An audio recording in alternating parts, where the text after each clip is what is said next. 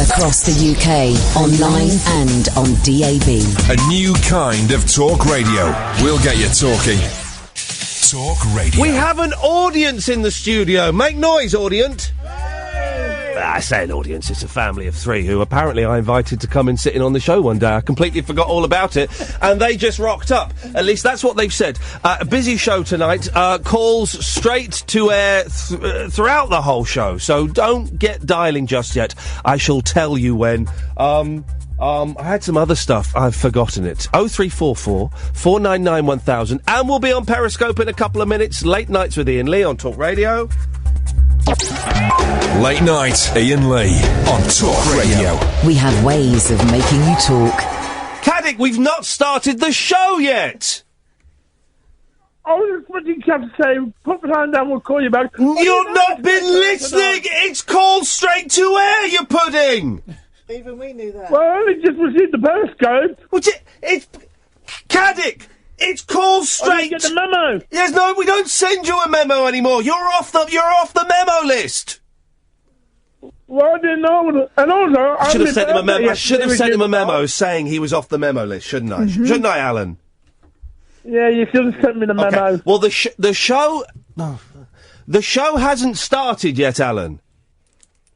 Well, it's my birthday yesterday. Well, we missed it. That's and why. Also, I can't complain about yesterday. Okay, can I start the show first, and then you call? Yeah, that's so kind of you, Alan. Thank you.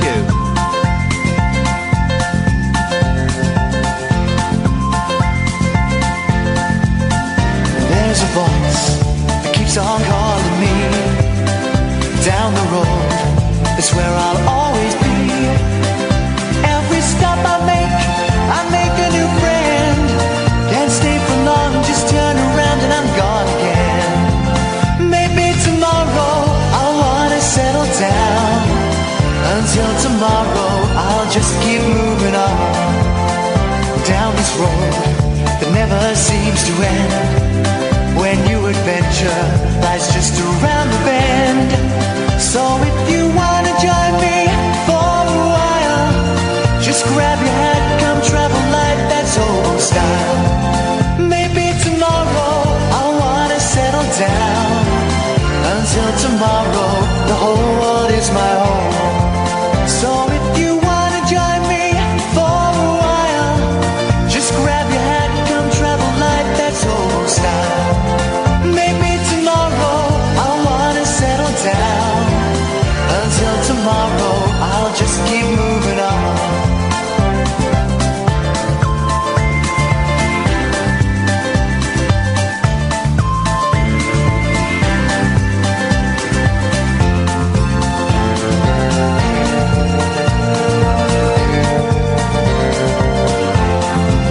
Maybe tomorrow I'll wanna settle down. Until tomorrow, I'll just keep moving on. There's a world that's waiting to unfold. A brand new tale no one has ever told. We've journeyed far, but you know it won't be long. We're almost there and we paid our fare with a hobo song. Maybe tomorrow I'll wanna settle down. Until tomorrow, I'll just keep moving on. So if you wanna join me for a while, just grab your hat, come travel light, that's old style. Maybe tomorrow I'll find what I call home. Until tomorrow, you know I'm free to roam. So tonight's show, I have one night off, and the whole place goes to cock. Unbelievable. And what the hell? Catherine is in the studio with me. By to cock, you meant like clockwork. What the hell was James Max, a BBC London reject, an Apprentice reject, an LBC reject, and a friend of mine reject? Yep. Because we were friends and then I rejected him. What the hell was that loser doing filling in for me? He was showing me how it's done. Wow. Although I did pradeep him at the end. You did what? I pradeeped him. I don't know what that is. Pradeep. Oh, you pradeeped him. You said pradeep. Sorry. You haven't got a clue what voodoo you are working. That is... There's a wobble already. There's a wobble already. Yeah, there we go. There we go. That's a 40-year-old mother of two. I'm not 40. You will be this year. We've got a family here. Hello, family. Hello. We have Lana, and we have Fraser, and we have Mum Fred. Hi. Are you sure I said you could come in? They're here. You can watch them on Periscope. If you go to Periscope. Sort out work experience. Well, now, but then I didn't realise that she was 14 years old. You see. So, and then it becomes a legal minefield, okay? And rightly so. Rightly so, of course. You can watch us on Periscope. We've got Periscope up and running. We're going to do 360 for the first half of the show, and then the battery will die, so we'll go to normal. So if you go to periscope.tv/Iain Lee, you can watch. And if you're watching on your phones, move your phones around, or move your cursors around, and you can look all around the studio, and you can see there are actual, real people. Calls. So we've got John behind the glass tonight. It's always a pleasure to have John on the other side of the glass. Lovely to see you, boss. Calls straight to air all evening. You can call in about anything you want. I've got loads of stuff to talk about, including, hang on a second, the show started. Iain, I'm going to complain about last night's show. Oh, where you go, sir? You know, Jen, the three subjects we're not allowed to talk about? Can you just say that, but in English? Hold on. The three subjects we're not allowed to talk about. I thought there were only two subjects we're not allowed to talk about, and I've changed my mind on one of them, so it's only one. No, the last I heard there was three. Well, the what? N-word, the B-word, and the T-word. The N-word? No, M, for mother. We can't talk about mothers? No, the Islamic State thing. Muslims! Which, of course, is completely different from the Islamic State. Yes, okay, all right, Wow. well, there we go, okay. Straight in there. Well, Muslims, Brexit. I don't think I'd ever said Muslims were banned. I'd like to see them banned. I'm only joking at satire. I don't think I've ever said that Muslims were banned, have I, Catherine? We said we're not going to bang on about them like some people do. Some people, their radio shows or their podcasts, every day, Muslims, bloody Muslims. Some people, right? The Mayor of London, Sadiq Khan, is a Muslim, right? There's a big Muslim population in London. Sadiq Khan has said that a poster of one of the Kardashians in a very revealing poster, which I've seen, he wants it. He doesn't want it. He wants it banned, I guess. So he doesn't want it displayed. Bearing in mind, only last summer there was a huge furore about a woman wearing only slightly fewer clothes. Are you beach body ready thing? I have seen this Kardashian poster. I think it is totally inappropriate to be seen. I think it's totally to be seen to be on a massive billboard. It's her. I don't know which Kardashian it is. It's in Chloe. A silver. Sort of leotard, but it's very high cut, pulls right up her bum. Yeah. And it's a very sexy poster. And over the knee boots. The Mayor of London, who is responsible for London, has said, I don't think this is appropriate to be displayed. I thought exactly the same thing 2 weeks before. And some people are trying to turn it into a Muslim thing, that he wants Sharia law here, and he wants London to be Londonistan. There are some people actually saying that from their nan's bedrooms. Can you believe it? I can believe it. So, anyway, Alan, yes, those topics. Yeah, Jane Max last night. Yes? He didn't know what the word was. And one of you callers said we can't talk about it. Oh, which caller said that you could talk about it? Well, it wasn't me, that's for sure. Well, have you got the evidence, Alan?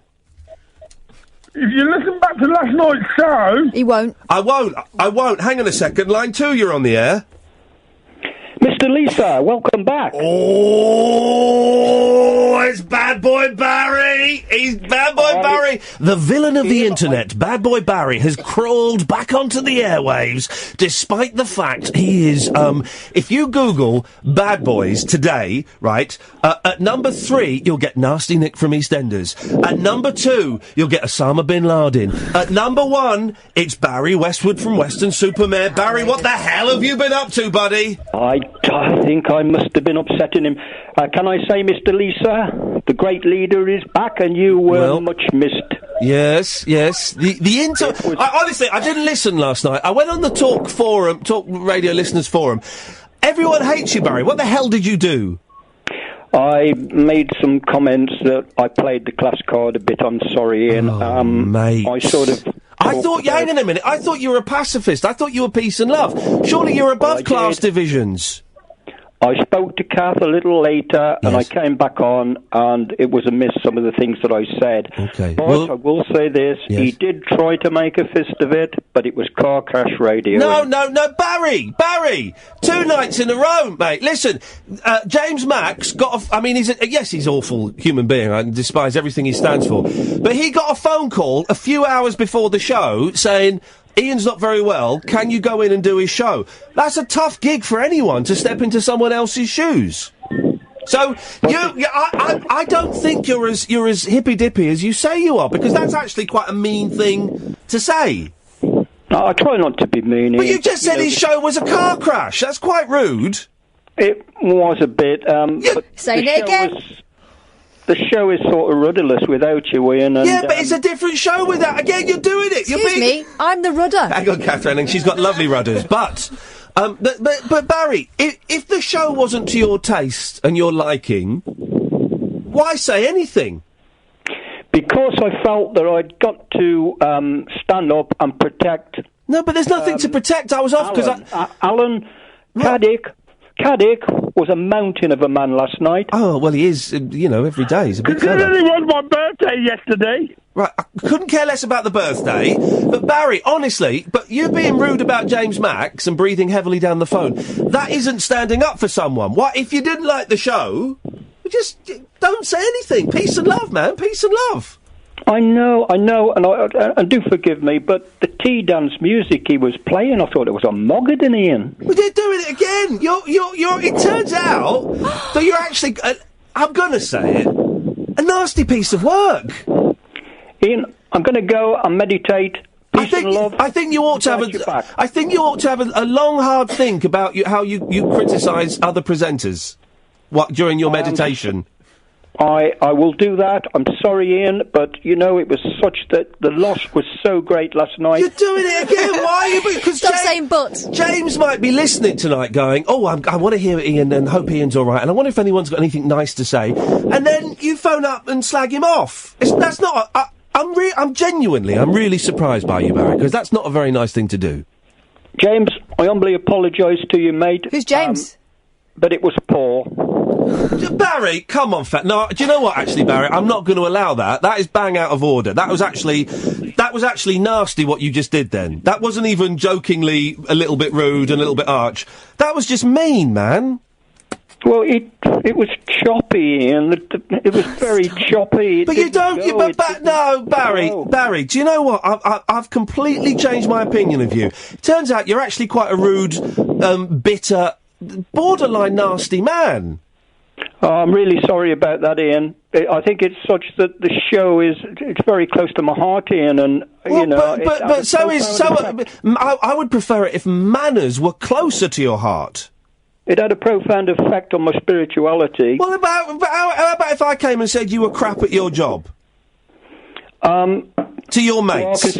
To your mates. I go up to your mates and say, do you know that Barry Westwood? I tell you what, right? He's the most boring, driest, dullest caller I've ever had. We get some calls, right? And I like a lot of good calls, but he is so boring and dry. Imagine if I said that to your mate. I think I would accept that. I would say the great leader has spoken, Ian.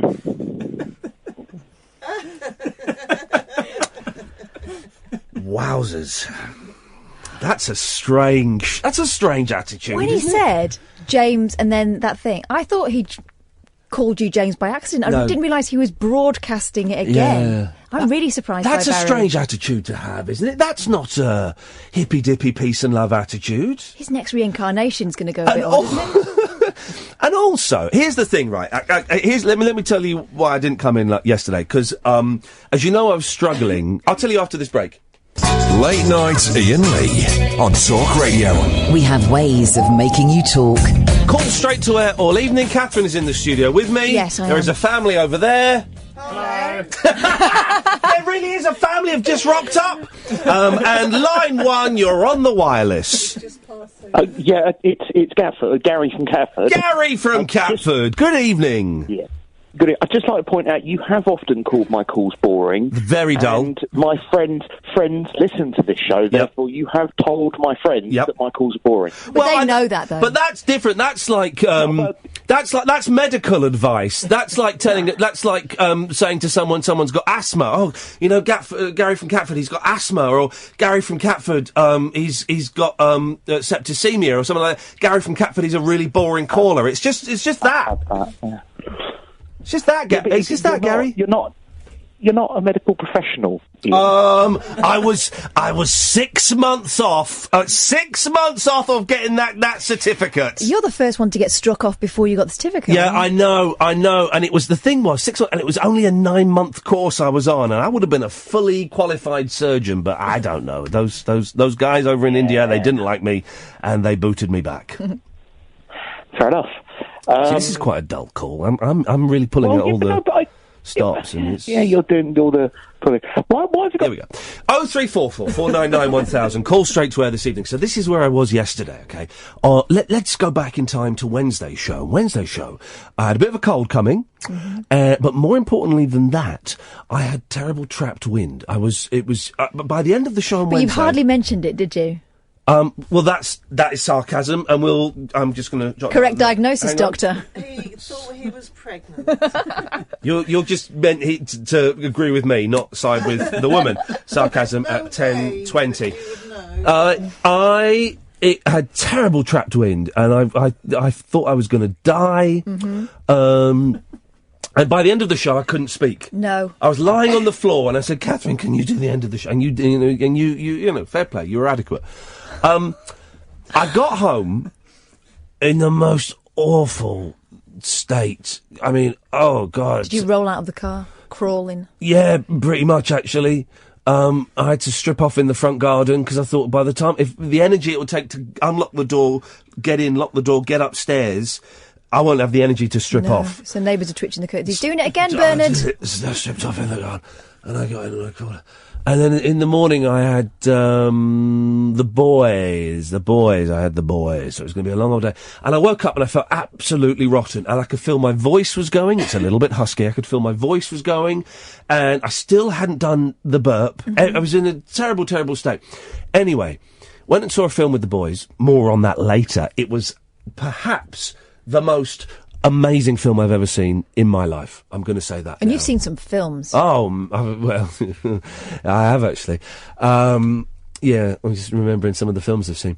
But but here's the thing. I bought... So I phoned up my agent to phone up my boss, because I wasn't going to phone up Denny and say I'm not coming in because I'm sick. I'm not coming in, Denny, I don't feel so well.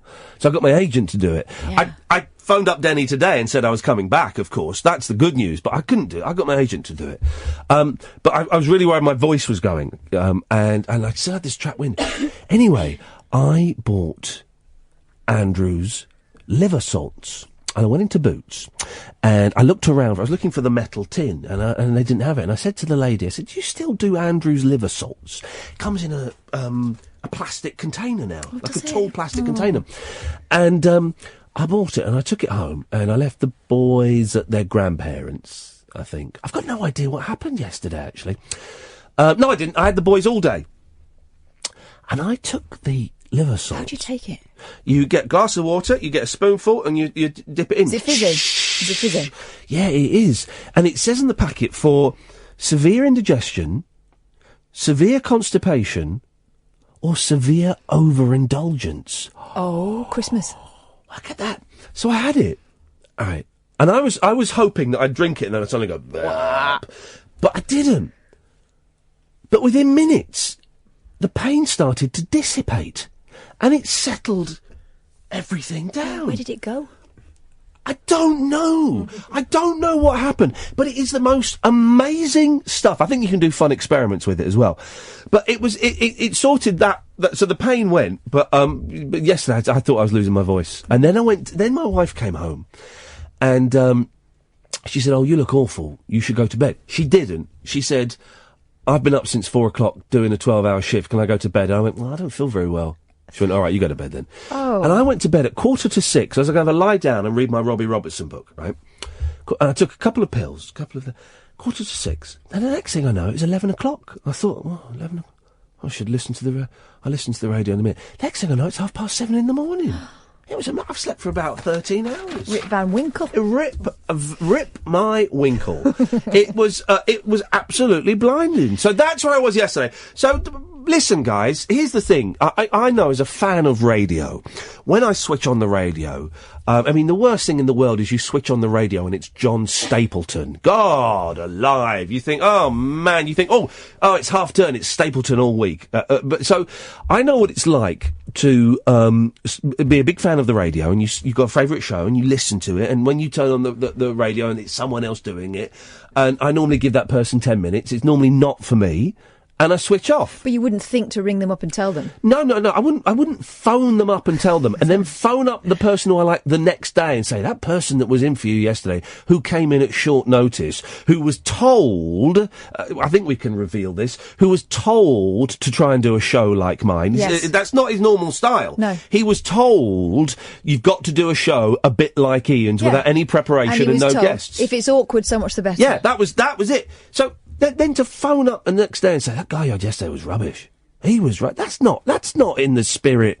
It's not in the spirit that we do this show. If my listeners and callers feel that's appropriate, I've failed. If they think that is the correct way to behave. Because I tell you what, line one, it isn't.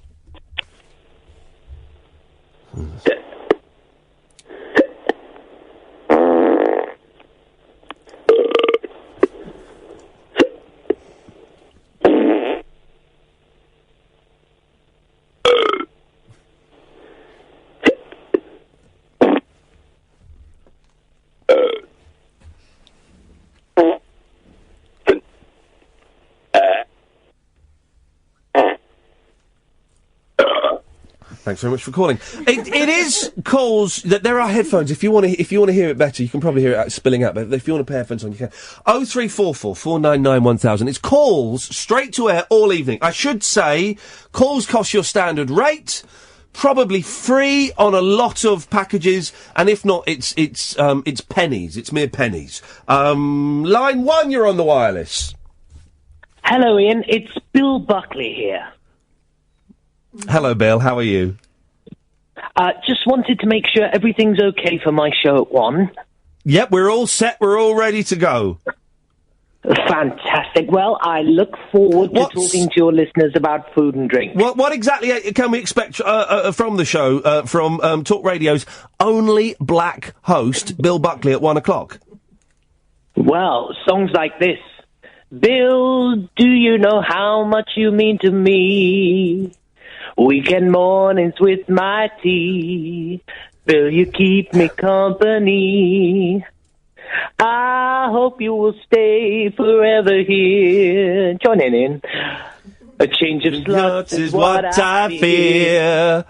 But I'm glad you're here. That it's the same next year. Come on, everyone. Bill Buckley, you're all that I see.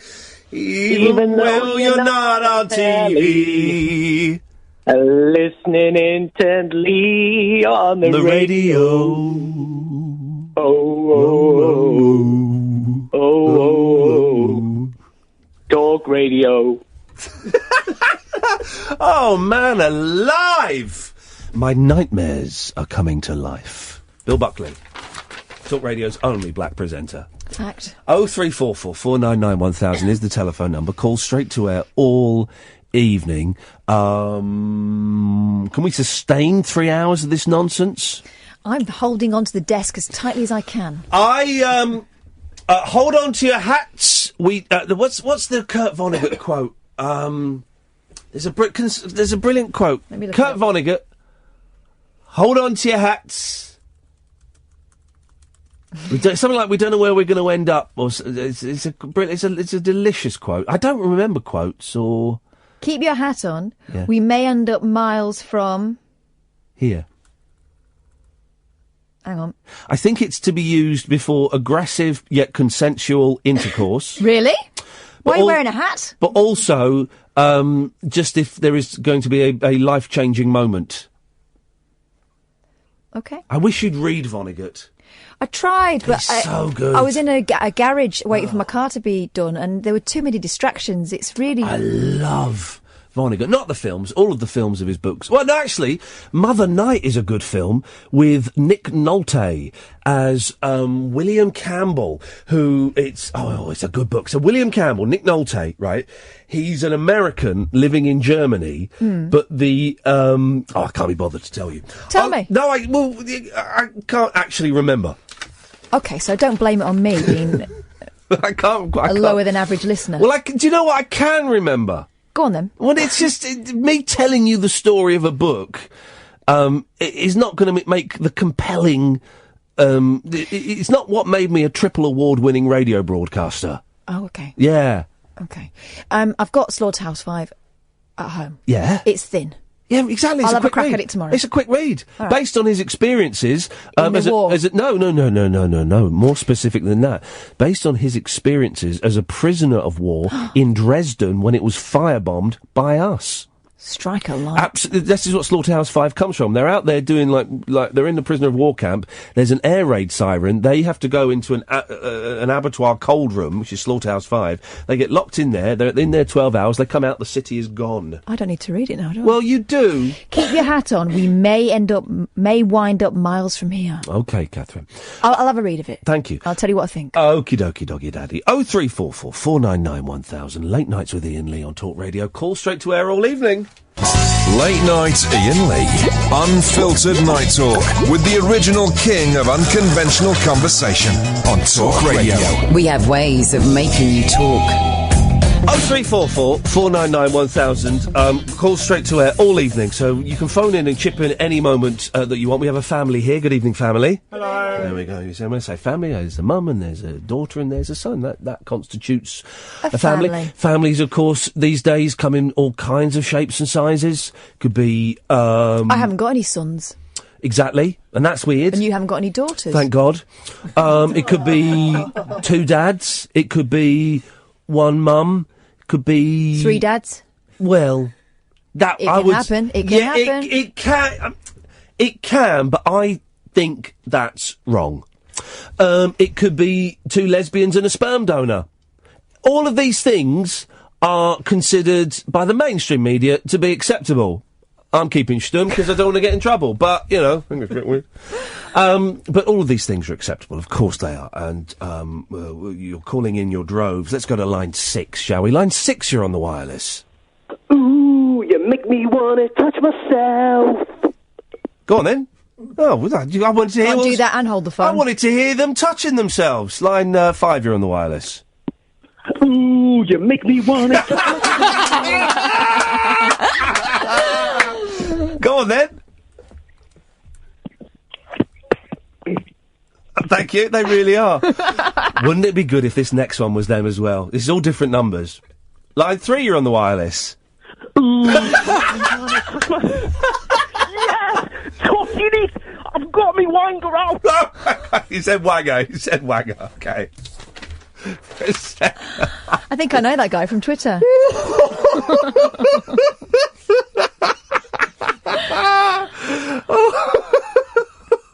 What's made me laugh that as? I think that might have been Paulie. I don't know. Calls from the bus. Calls from the past. 0344 499 1000 is the telephone number. I mentioned I went to the cinema yesterday. I saw what I think is perhaps one of the best films I've ever seen. And I booked it as a real punt, right? Because I knew I had the it's half term.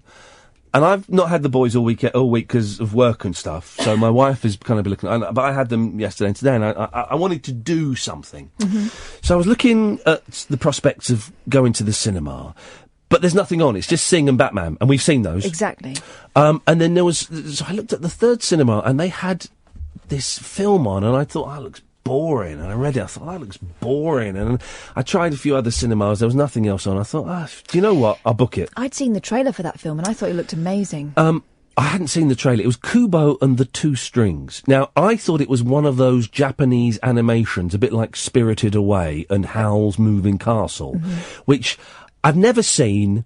In the past, I pretended I liked them, even though I hadn't seen them. My kids love those. But really, I think those cartoons look boring. No, they're good. Well, they might be, but I just think that style of Japanese cartoon, everyone goes, oh, Howl's Moving Castle, it's great for kids, it's great for adults. So I just think it looks boring, and I thought it was that. But here's what sold it to me. I think it was the last day of this film being shown. So for the three of us, it was £8. So that is good going. All three? For all three of us, it was like £2.75 each. Blimey, that is good. It was incredible. So I thought, I'll have that. And we booked seats in the front row, because my boy wanted to sit in the front row, even though it's ridiculous. Was there anyone else in there? There was a few people in there, actually. I think other people had gone to the Batman screening. It was half an hour later. But there were a few people in there. 10 minutes into it, there were some toddlers in there. It was too young for toddlers. 10 minutes into it, this girl went, I'm bored! Mum, I'm bored! It wasn't for toddlers. Anyway, it started... And it's not an anime. It's not a cartoon. It's stop motion, stop frame animation, like Wallace and Gromit, but good. And it's not Japanese either. It's Japanesey, but it's made by the Americans. I thought it was Japanese and it had been dubbed, but it's Americans. It absolutely, honestly, it starts off with, if you have to blink, do it now. Remember everything I tell you. Absorb everything, as everything is important. Oh. Whoa, what a great way to start a story! And we're in. What a great way to start a story. And it's a Japanese woman with, it's a Japanese woman in a boat in a massive sea, and there's like this massive wave comes up, the hugest wave ever. And all she's got is like some Japanese banjo, right?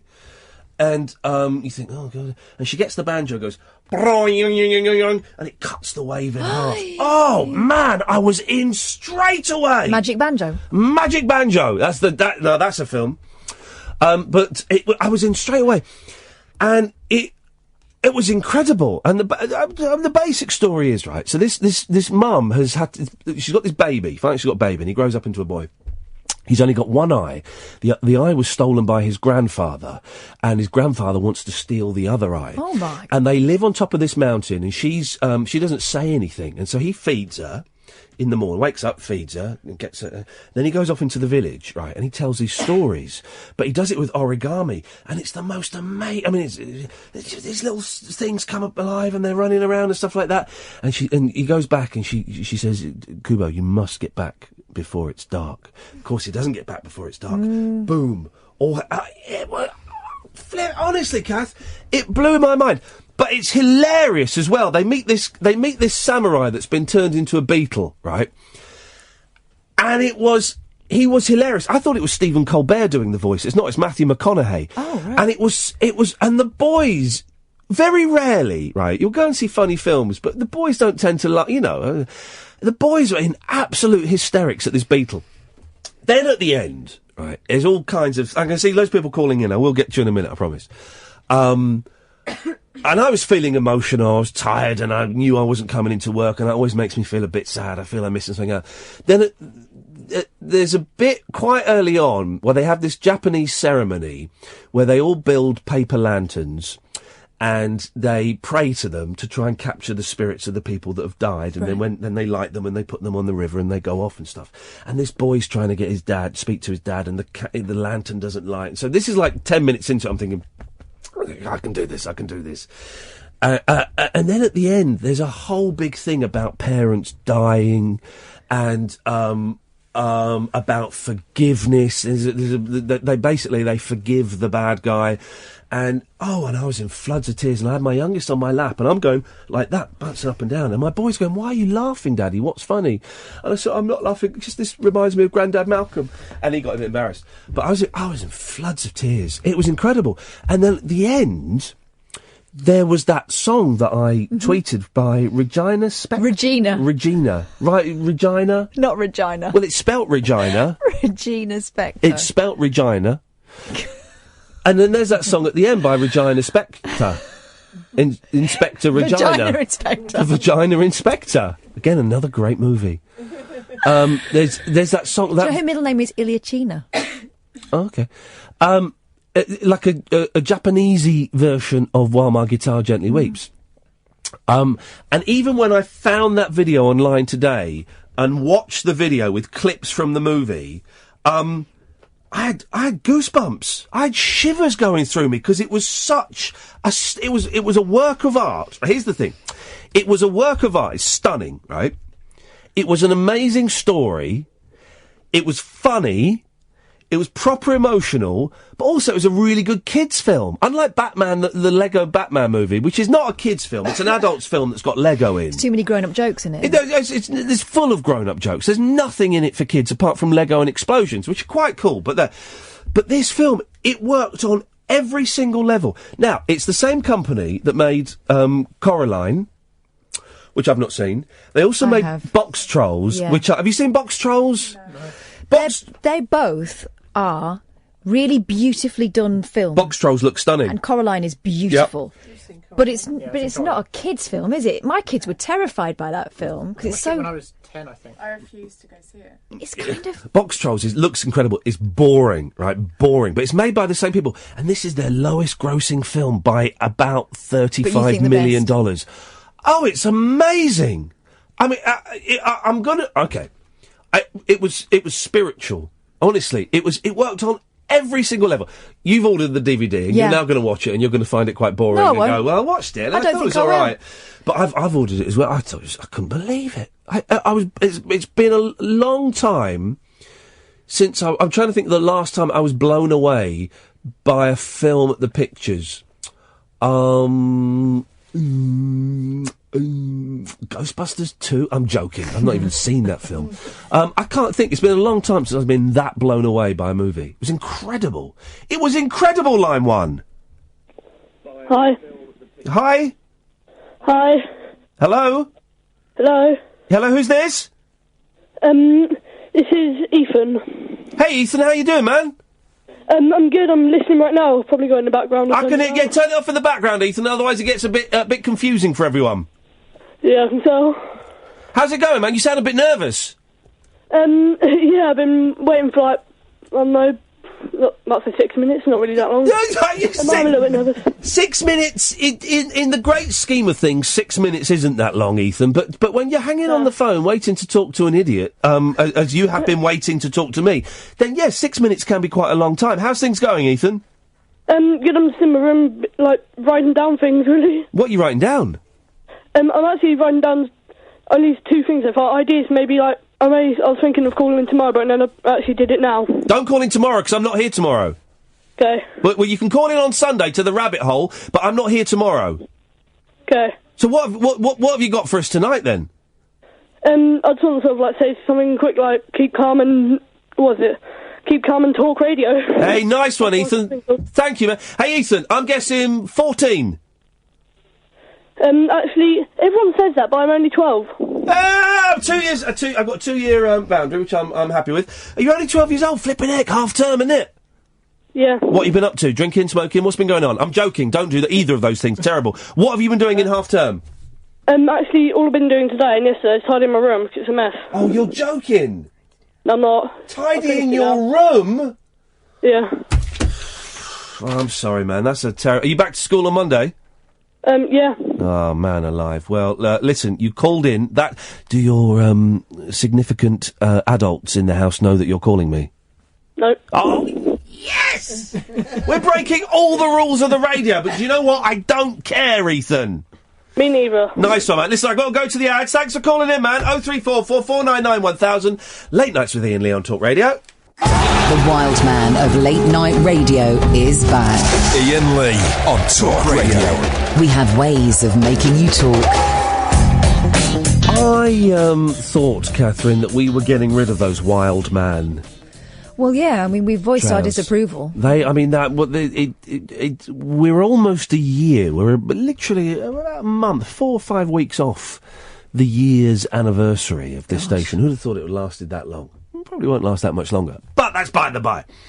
And we're still using the wild man trails. Have you thought maybe of trying to, I don't know, they won't move the trail, so maybe you should become wilder? I should, in some way, become a little bit wilder. I did have your kids saying Oh, here we go. Hey, Ian. What's all this wild man nonsense? I don't know. That's my youngest. I don't know. That's what they do to me. 0344 499 1000 is the telephone number if you want to give us a call. It's calls straight to air. Calls cost your standard rate. They're probably free on loads and loads of your packages. You can hear we have a family in the building this evening. Good evening, family. Hello. Is it as what did you expect, Fred? What did you expect? I thought we were going to have to sit out there behind the glass and just watch and try and see. But so I could have got away with you being behind 2 sheets of glass. You could have Balls. got away with us being in the office. Balls! Is it as exciting as you'd expected? It is, it's great. Is Thank it? you. Really? Yeah. Let's ask we've got young people, actual teenagers in the building. Yeah. Fraser, is it? And you can be honest, if it's boring, say it's boring. No, it's great. I don't know. I wasn't. It's a bit. Lana, what do you reckon? It's great. Perfect. You see, that's the perfect. correct answer. That is manners, and you get a lot of people talking about broken Britain and drug addicts, millennials, crack babies, entitlement, mainstream media, snowflakery, free speech, all these kind of things. And I think what we've got there is, if you could have voted, would you vote Brexit or Remain? I want to go to university in the Netherlands, so I would have voted to Remain. Okay, so that's a little bit selfish. Lana? You don't know. Perfect. That's more like it. Apathetic. That's the attitude. What we want. Call straight to air all evening, just because. Why the hell not? I tell you partly why. Because I'm on these pills, these new pills, and the first. It's got to be about 3 weeks now, and it's been a rocky road. It's been you've had to take the brunt. I've had all manner. Steady. No, but I've got a mental illness. I know. So you pulling that face. No, but it's. Go on. You can say it. You can say it. You've got to. Both of us are riding the wave, aren't we? Yeah. Both of us. Well. But I have to keep. Have I been? Genuine question, Kate. I have not asked it yet, and you were about to say something. I have to keep in mind that it's temporary and that it will pass, and I also have to keep your head in the game and get you to believe that it will pass. Because there have been times when you didn't think it would. Have I been angrier than usual? It's a genuine question. No. Have I been sadder? Sorry? Sadder. Have I been sadder? Yeah. Have I been sadder? Yeah. In what way sadder? I'm not talking about your dress sense. Oh. I've got into a little bit of a dress groove the last couple of days, haven't I? A little groove. Yeah. Got a little groove on. No, but you lost your sparkle for a bit, and it's sad to see. Well, anyway, today I feel powerful. I feel I can. But that's just as artificial. Well, no, isn't this is it. This is the thing. I said the other day I had 20 minutes of optimism. Today I have been right up there, and I'm aware that now I've gone too far the other way, and I need it to kind of settle down because this is unsustainable. This is exhausting. But I had the boys today, and it was a sunny day, and I knew I was looking good, and I was bouncing off the walls. I was bouncing all over the place. Enjoy it. And then we went out we went to this art centre, and to see some stuff more on that later. And then I'm out organising a game of Had with like loads of kids. What's Had? Tag. It. I don't know, what do you call it? Tag. I call it Had. Why? It's. Oh. Actually, my youngest calls it, actually, but I call it Had. Well, because you've been had. Oh, right, okay. You're it. It depends where you grew up. Yeah. It was always it in my primary school. Yeah, it. All right, that was only about 3 weeks ago. Boom! See, I started out up north and ended up down south, so I've got... My boys say it, but when I was a kid, it was Had. I've never heard Had before. Had or he. He? Yeah, play he. How are you spelling that? H-E. How do you... How sexist. Well, it was the 70s. Did she not play? I grew up in the 70s. No, actually, you're right. For a long time growing up in the, not 70s, 80s, by the time I went to school, the playground was the domain of the boys. And you just had to watch out for the footballs going for your head, didn't you? But I'm organising a game of Tag, with loads of children, loads of other parents there. It's just me and about... Let you get crack on, Mr. About Poppy. a dozen kids. And then at the end, everyone was my youngest was on it for a long, long time, and so I kind of stepped in and said, "Right, guys, because we have to go soon. There's no homie. There's no what did you call homie? Homie. We didn't have homie when I was growing up. Base. We had Fay nights. What? Oh, yeah, we had Fay nights. Fay nights. Yeah. Cross your fingers. What's that? Yeah. Fay nights. I think this now. Fay nights. We also had plug, which is where you get your thumb and you point it to your forehead and go plug. We also had if someone had fleas, if there was a flea bag. Wow. We had plug, and if they were like really flea bag, we had injection 999. Flipping heck. Where we'd inject We didn't have any of these get-outs. You We either... grew up on a council estate, so no wonder we had injection 999. We didn't have any of these get-outs. Did you You were not? either safe, base, or you were it. If you were about to get me, I could go Fay nights. Well, that's a cop-out. Fay nights, I think. If you're listening to this, I can see some people were calling and they were ringing off. Please call back. As soon as I see you, I'll put you through. 0344 499 1000. Fay nights, I think, is a Second World War thing. I don't think it worked against the Nazis, but I think it was... They didn't respect the rules, did they? Yeah, no, they didn't actually. They didn't. Well, they did actually. They were. Not all the rules. Well, Quite a lot of rules. No, I know, and you're talking about yes, but the rules of combat. I always find it odd that the rules of combat, and I'm not Geneva Convention. I'm not in any way making light of the atrocities that the Nazis committed. Of course I'm not. I wouldn't do that wouldn't dream of doing that for a second. I do find it odd that the Geneva Convention. When was that? I'm just looking. I think it was after, but let me just check. I may be But wrong. the fact that the Germans and the British, to a certain extent, obeyed the rules of conduct and of war. Now, obviously, ISIS, Daesh, the terrorist organisation that they are, they don't follow those rules. And I know that I'm oversimplifying World War II quite a bit. I think a lot of shady things went on, you know. Well, espionage, wasn't it? Espionage.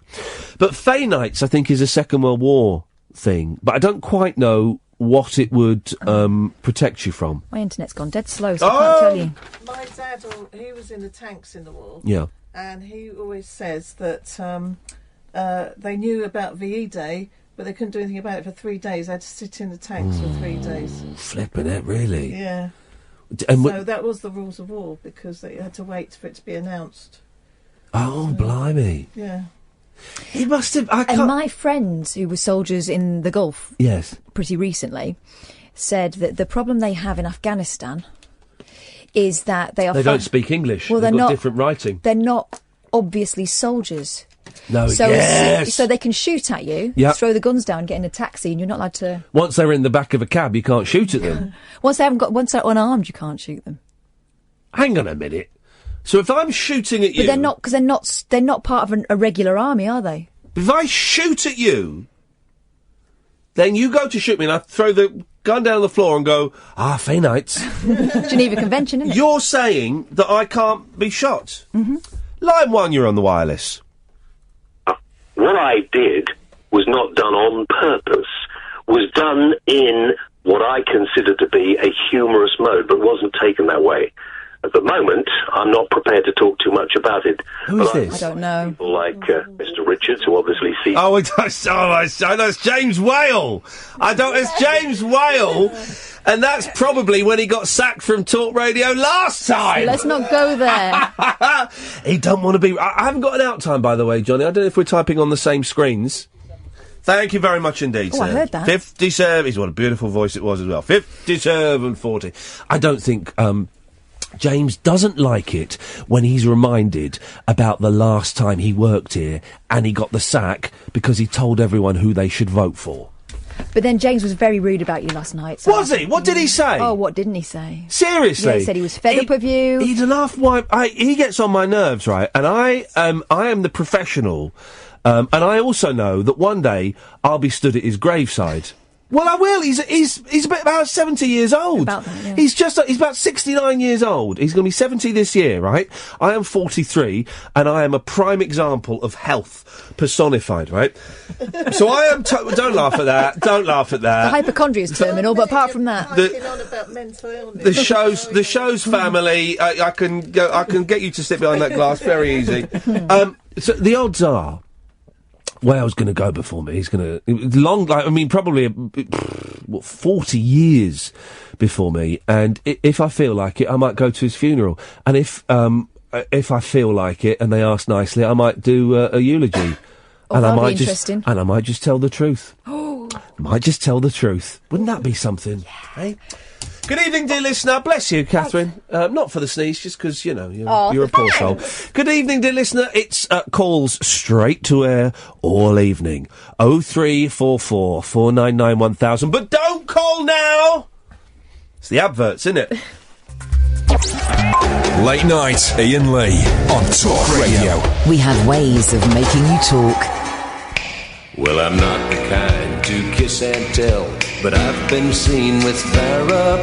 I've never been with anything less than a 9. So fine, I've been on fire with Sally Field, gone past with a girl named Bo, but somehow they just don't end up as mine. It's a death-defying life I lead. I take my chances. I die for living in the movies and TV. But the hardest thing I ever do is watch my leading ladies kiss some other guy while I'm bandaging my knee. I might fall from a tall building, I might roll a brand new car, 'cause I'm the unknown stuntman that made Redford such a star.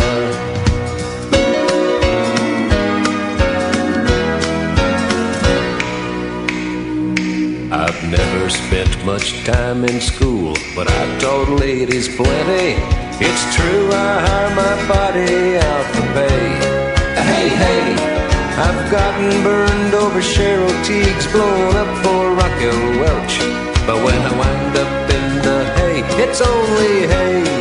Hey, hey, I might jump an open drawbridge or Tarzan from a vine, 'cause I'm the unknown stuntman that makes Eastwood look so fine.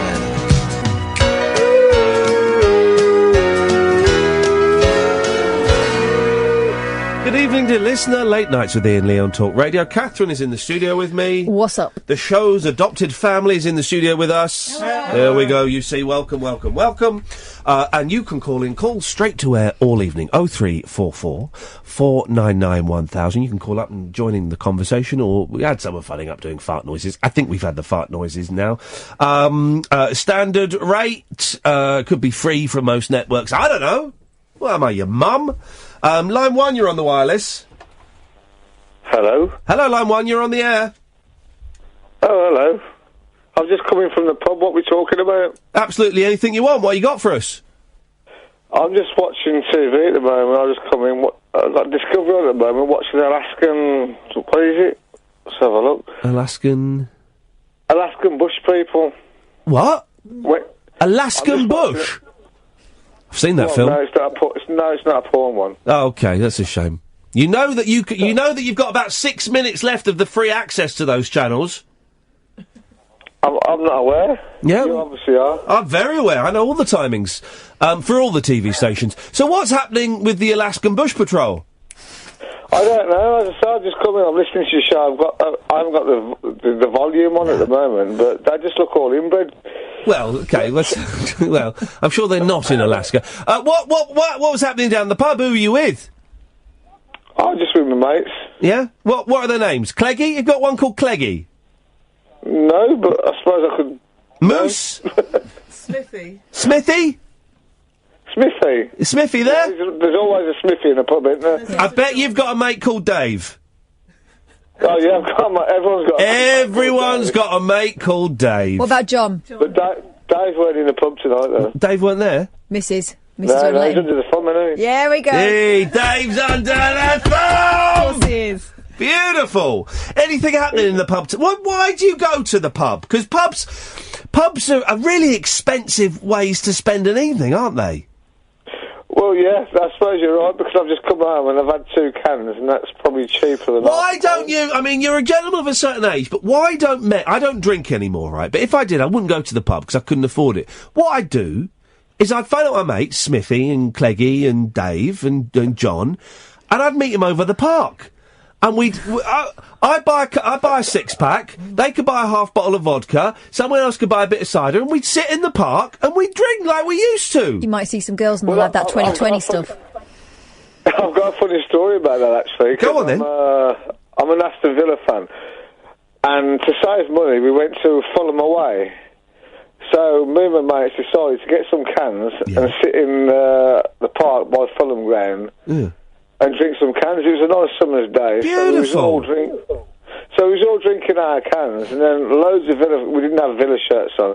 Loads of Villa fans was walking past singing "Get a job, my lord," and get a what? All this to get a job. Get a job, my lord. Is that to Kumbaya? So singing that to you? Song, but they was basically singing "Get a job" to us. Like, we was all Villa fans. Just having a lovely booze up in a park on a summer's day before an afternoon of football violence. We didn't have no violence. Oh, mate, you're missing out on the best bit. We've had a bit in Wigan, but not in Fulham. Fulham's posh. What you got? But you're back home at 7 minutes past 11. That's not much of a night, is it? Well, not really. It's a bit of a poor night. Well, hang on a minute. His missus tolerates him going out to the football in the afternoon. Not all Missus? night. That's optimistic. I reckon there's a missus. I try and get back to listen to your show. That's what it's all about. Well, you're a good man for doing that. There's a thing in the paper, something like, I'm going to make up a number, but it is a number. 5 pubs are closing a day. Yeah, and I heard some plums I saying can believe that, because we should defend our culture. It's not our culture, is it? Defend our pub culture. Yeah, they're all turning to Chinese restaurants, aren't they? Beautiful. I would much rather have a Chinese than some lager. I'd have both. Well, yeah, you can do that. Yeah. But they did. There was a big thing, wasn't there, a while ago, about 15 years ago, maybe a bit more, for pubs to get Chinese restaurants in, or Thai restaurants. Have you seen the pub around the corner from where I live? Yeah, yeah. It's now called the Thai Rack. Yeah. Oh, that's clever. That is clever. That is. But for a long time, it was an Italian, which I thought was unusual. The Thai Rack. You probably can't say that. No, they weren't calling it that. Are we allowed to say that? I think so. Is it? I mean, I don't know. Well, apologies if anyone was offended by Catherine's. I never said it. You wrote it on a bit of paper and pushed it in front of me. I'm not that fast. It's on Periscope. It's on Periscope. You're busted, Boyley. So what you got planned this weekend, then, my friend? Not much, to be honest with you. Get a job, my lord. Get a job. Get a job. I've got a tennis match in the morning. You what? We did not see that coming. It's Andy Murray. I knew I recognised that voice. It's the delivery. No, I'm not Tim Edmund. Okay. Well, have a good tennis match. Thank you very much. And you enjoy your Arctic bush. I haven't had an Arctic bush for... Arctic roll, I'm thinking of. Yeah. I've not had someone tweeted me a picture of an Arctic roll. I always found them a disappointing pudding. Oh, no. Sponge, wasn't it? No. But, you know, I'm not an ice cream girl. Oh, mate. Because it's funny sponge Cheap and it's sponge. funny ice cream. Cheap sponge, cheap jam, cheap ice cream. Oh, beautiful. Beautiful. I mean... That Scottish comedian that used to advertise it dressed as a woman. Oh, I'm older than you. A Scottish comedian? The only Scottish comedian I can think of is Billy Connolly. No, it was... It was the other one. Yeah. Oh, I know what you mean. And I want to get him on the show, Stanley Baxter. Yes. Stanley Baxter. Oh, yes. Can we get Stanley Baxter on the show? I've been meaning to ask for ages. Stanley Baxter. Oh, he used to say... And isn't that funny? I've been thinking for the last 3 weeks, when I get in tonight, because Stanley Baxter lives in North London, he's still alive. Oh, really? Yeah, he's still alive. And I remember when I was on TV, he used to live near me, and when I was on TV, I saw him, and we both looked at each other and smiled and nodded, because we recognised each other. But it's Stanley Baxter. I mean, every night for the last 3 weeks, I keep driving in going, I must send an email to Stanley Baxter to see if he'll come on the show. Because he's one of those people... Don't tell me he's not dead. He's not dead, but he's also... I don't know whether he's got an agent anymore. He's very old. He's in his 80s, late 80s.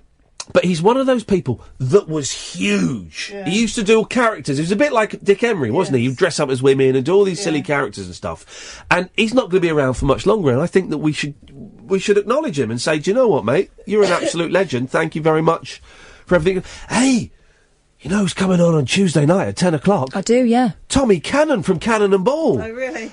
Honestly, Tommy... Is he coming in? He's coming on the phone. It's on the phone, right? And Tommy Cannon followed me. The Tommy Cannon followed me on Twitter. I thought, hey up, this is a turn up for the books. So I messaged him saying, hey Tommy, thanks for the follow. Big fan. We were talking about you and The Boys in Blue, the film, about a month ago on the show. I'd love to have you on, any chance. He replied, yeah, would love that, buddy. Thanks very much. Very kind of you. Then he goes on to tell me about his moving house and stuff. And I just thought, would love that, buddy. Thanks very much. Very kind of you. I thought, it doesn't sound real. Too easy. Then I thought, this isn't the real Tommy Cannon. What am I? I've been an idiot. I've fallen for the most basic internet joke. So I thought, right, I'm gonna sort this joker out. So I went to the Cannon and Ball website, the official website. They've got a contact. I sent them an email saying, at the Tommy Cannon. That's not the real Tommy Cannon, is it? She went, oh, yeah, no, it is. Boom. I've got Tommy Cannon's home phone number. Let me close my screen just in case anyone can say. I've got Tommy Cannon's home phone number. It's coming on the show on Tuesday. Absolute legend.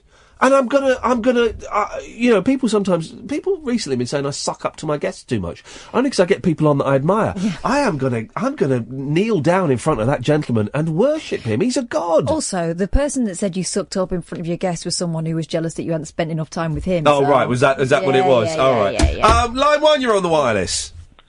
That'll do for me, Tommy. Oh, Tommy! Rock on, Tommy! Oh, me piggy nipples! Oh, me piggy nipples!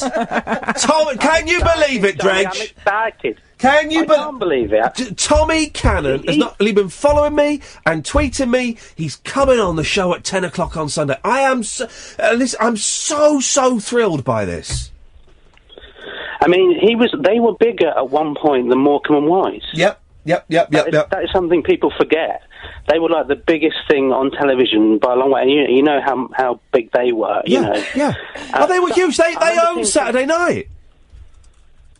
Yeah, I remember as a kid thinking it was a really, really funny show. Everyone was doing the impression because Bobby Ball is so easy to impersonate. Yeah. Apart from tonight, but he's brilliant. And, here you go. The sketch. I remember them coming on with Adam Ant, and also. Yeah. Was it?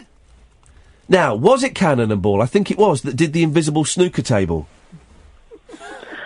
with Dennis Taylor. Classic sketch, an invisible snooker table with Dennis Taylor, right? And they're hustling him. It's beautiful, and it's got such a good payoff, such a good punchline. Go and Google that. And here's the thing: you'll like this, Dredge, right? Go and YouTube this. Cannon and Ball on the wheel tappers and shunters, right? You know that show, yeah? That was where they would say, the pies have arrived. Yeah. Me and when I lived with Mackenzie Crook, right, we saw them on Granada Men and Motors, and we taped it, right? And we became obsessed with this 10-minute... This is before they were famous. We've got a couple of young lads who are going to come and have a go. Give them a round of applause. Be nice to them, Cannon and Ball. Right? It was the funniest... this is how I remember it. I've not seen it for 15 years. It was the funniest, sweetest, light years ahead of its time, stand-up double act. And me and Mackenzie were obsessed with it, and we just watch it again and again. It's beautiful, John. Go and watch that. I actually have seen them live. Any good? No, rubbish. No, I saw them at Great Yarmouth about 10 years ago or something. It was a bit of a sparse audience. Yeah. Oh, I bet, yeah. But they were really excellent. They were absolutely brilliant, and it was an interest. It's like it was sort of the end of that sort of entertainment almost. Yeah. You know, I mean, I guess you still get that in Blackpool, do you, and things like that. But it's in its last throes now, I guess. But they were great. They were brilliant. I mean, he came on like with about sort of 5 buckets and spades. You know what I mean? Yeah. And said something like, "There's no blood, but no one here, Tommy. No one here." They would get like 25 million viewers. You know, I mean, ridiculous figures. And so what happened? Do you know what I mean? Why did that stop? Do you know what I mean? I think The Boys in Blue, their movie, backfired because it didn't really take off, and I think it got a bit of a drubbing. I would have to check. I think there may have been some kind of marital infidelity some way, but I don't want to say in case I've got it totally wrong. I know that I think they became born-again Christians and they forgave each other. I don't know. It's just fashion, isn't it, Dredge? You know, it's just fashion. You know, they'd come out on a Saturday night in their tuxedos and their dicky bows, and by the end of the 80s, the early 90s, that's not what people wanted, was it? You know, that people turned away from that kind of stuff. And I think Bobby Ball was sort of slightly rediscovered more recently, wasn't he? Because I think he was in Last of the Summer Wine and other programmes like that. Right. Because, I mean, I remember reading about Lenny Henry saying he used to watch Cannonball from the side of the stage, just learning from this guy who he thought was like the master of like live comedy. Do you know what I mean? Okay, you're right. Cannonball. We'd all go to school the next day and do Bobby Ball impressions. That's what I mean. You'd have the braces, wouldn't you? You know. Pretend to have the braces on. Rock on, Tommy! Oh, you little liar! You little liar! That, you little liar, is the 80s equivalent of, you wouldn't let it lie. Yeah. Oh, you wouldn't let it lie, Reeves. You know, it's the same thing. Beautiful. Beautiful. And that's where all that Vic Reeves stuff comes from, is from those.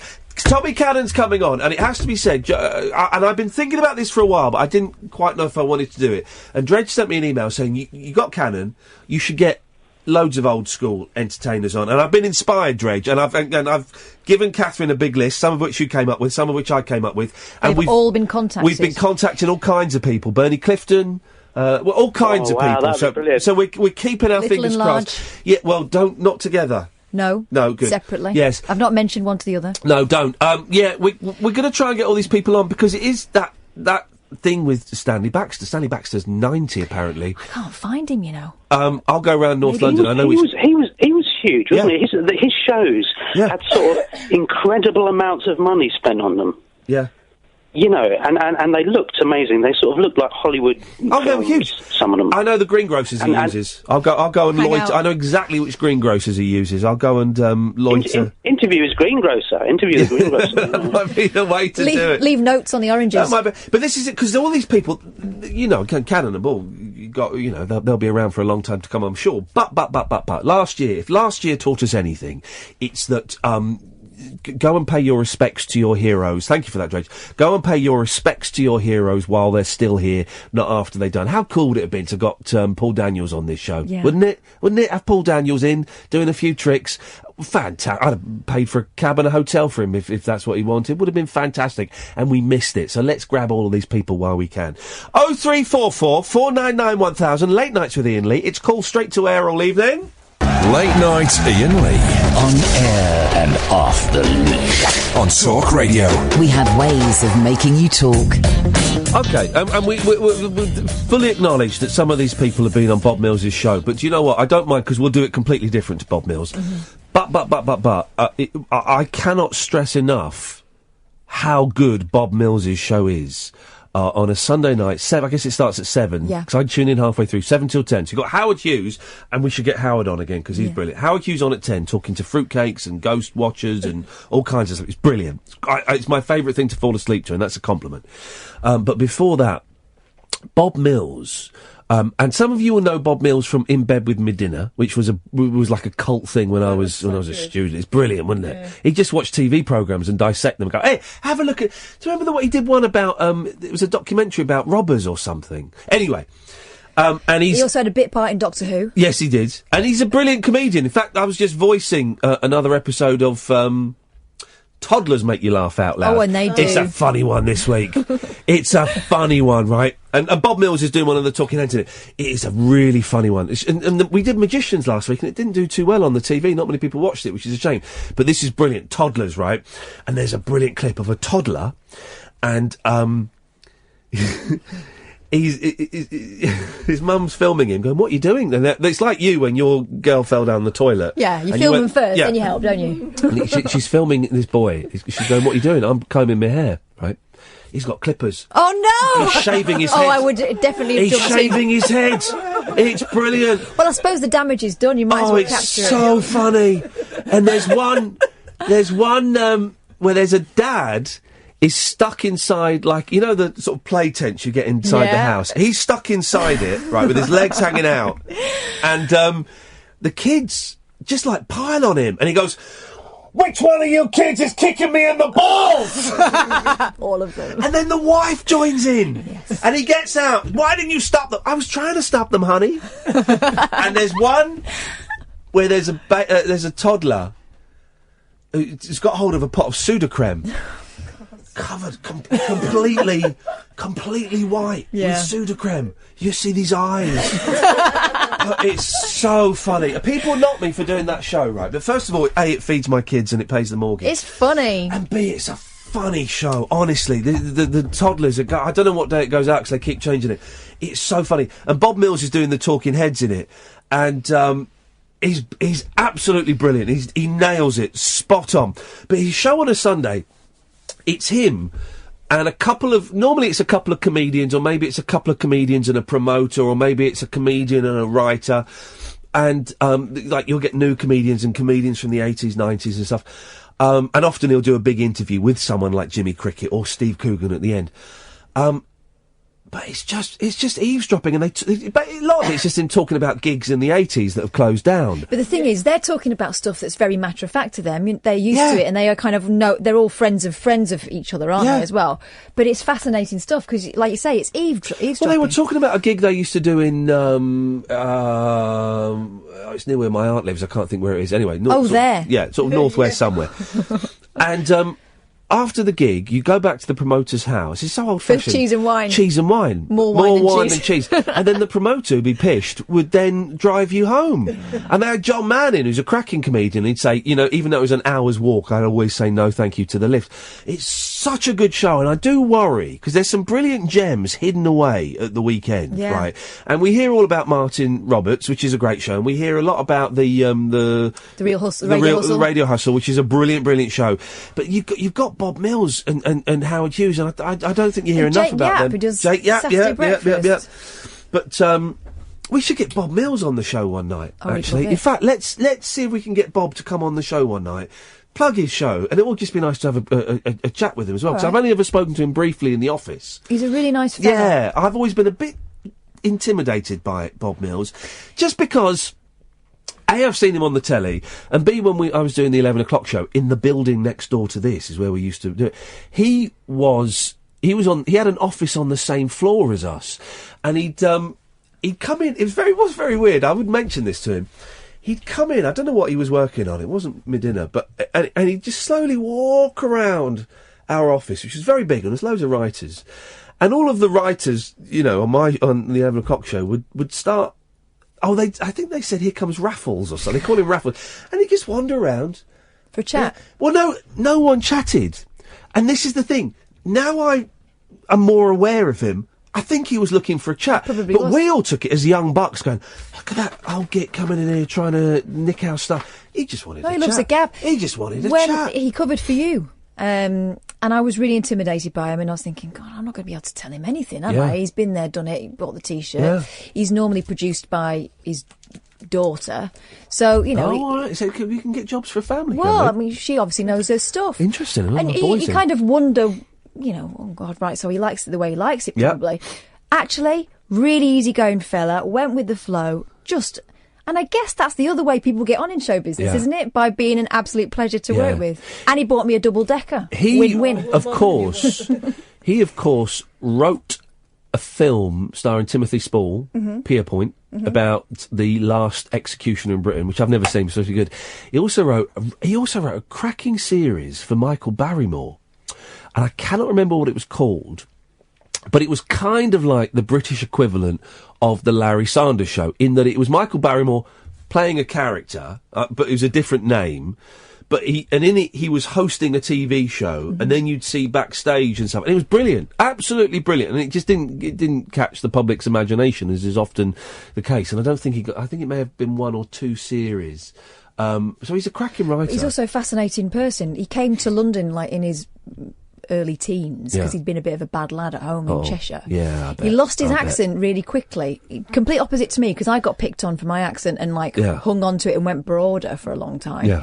He completely lost his. He said he spent something like 2 weeks in his bedroom practising his Cockney accent. Wow. Isn't that funny? So every now and again it comes out. He's got a slightly Scouse, Yeah. like woolly back accent. Oh, let's see if he'll come on. I'd love you'd that. love him. I'd love that. We'll get him in one night. 03. Always remember him saying, Yeah. is to work out whether or not you like the child's name, is shout out, Frasier, your dinner's ready. Yeah? Shout in a park. I will never forget that. Yeah. So whenever I call it, I think of Bob Frasier, by the way, dear listener, we've got a family in.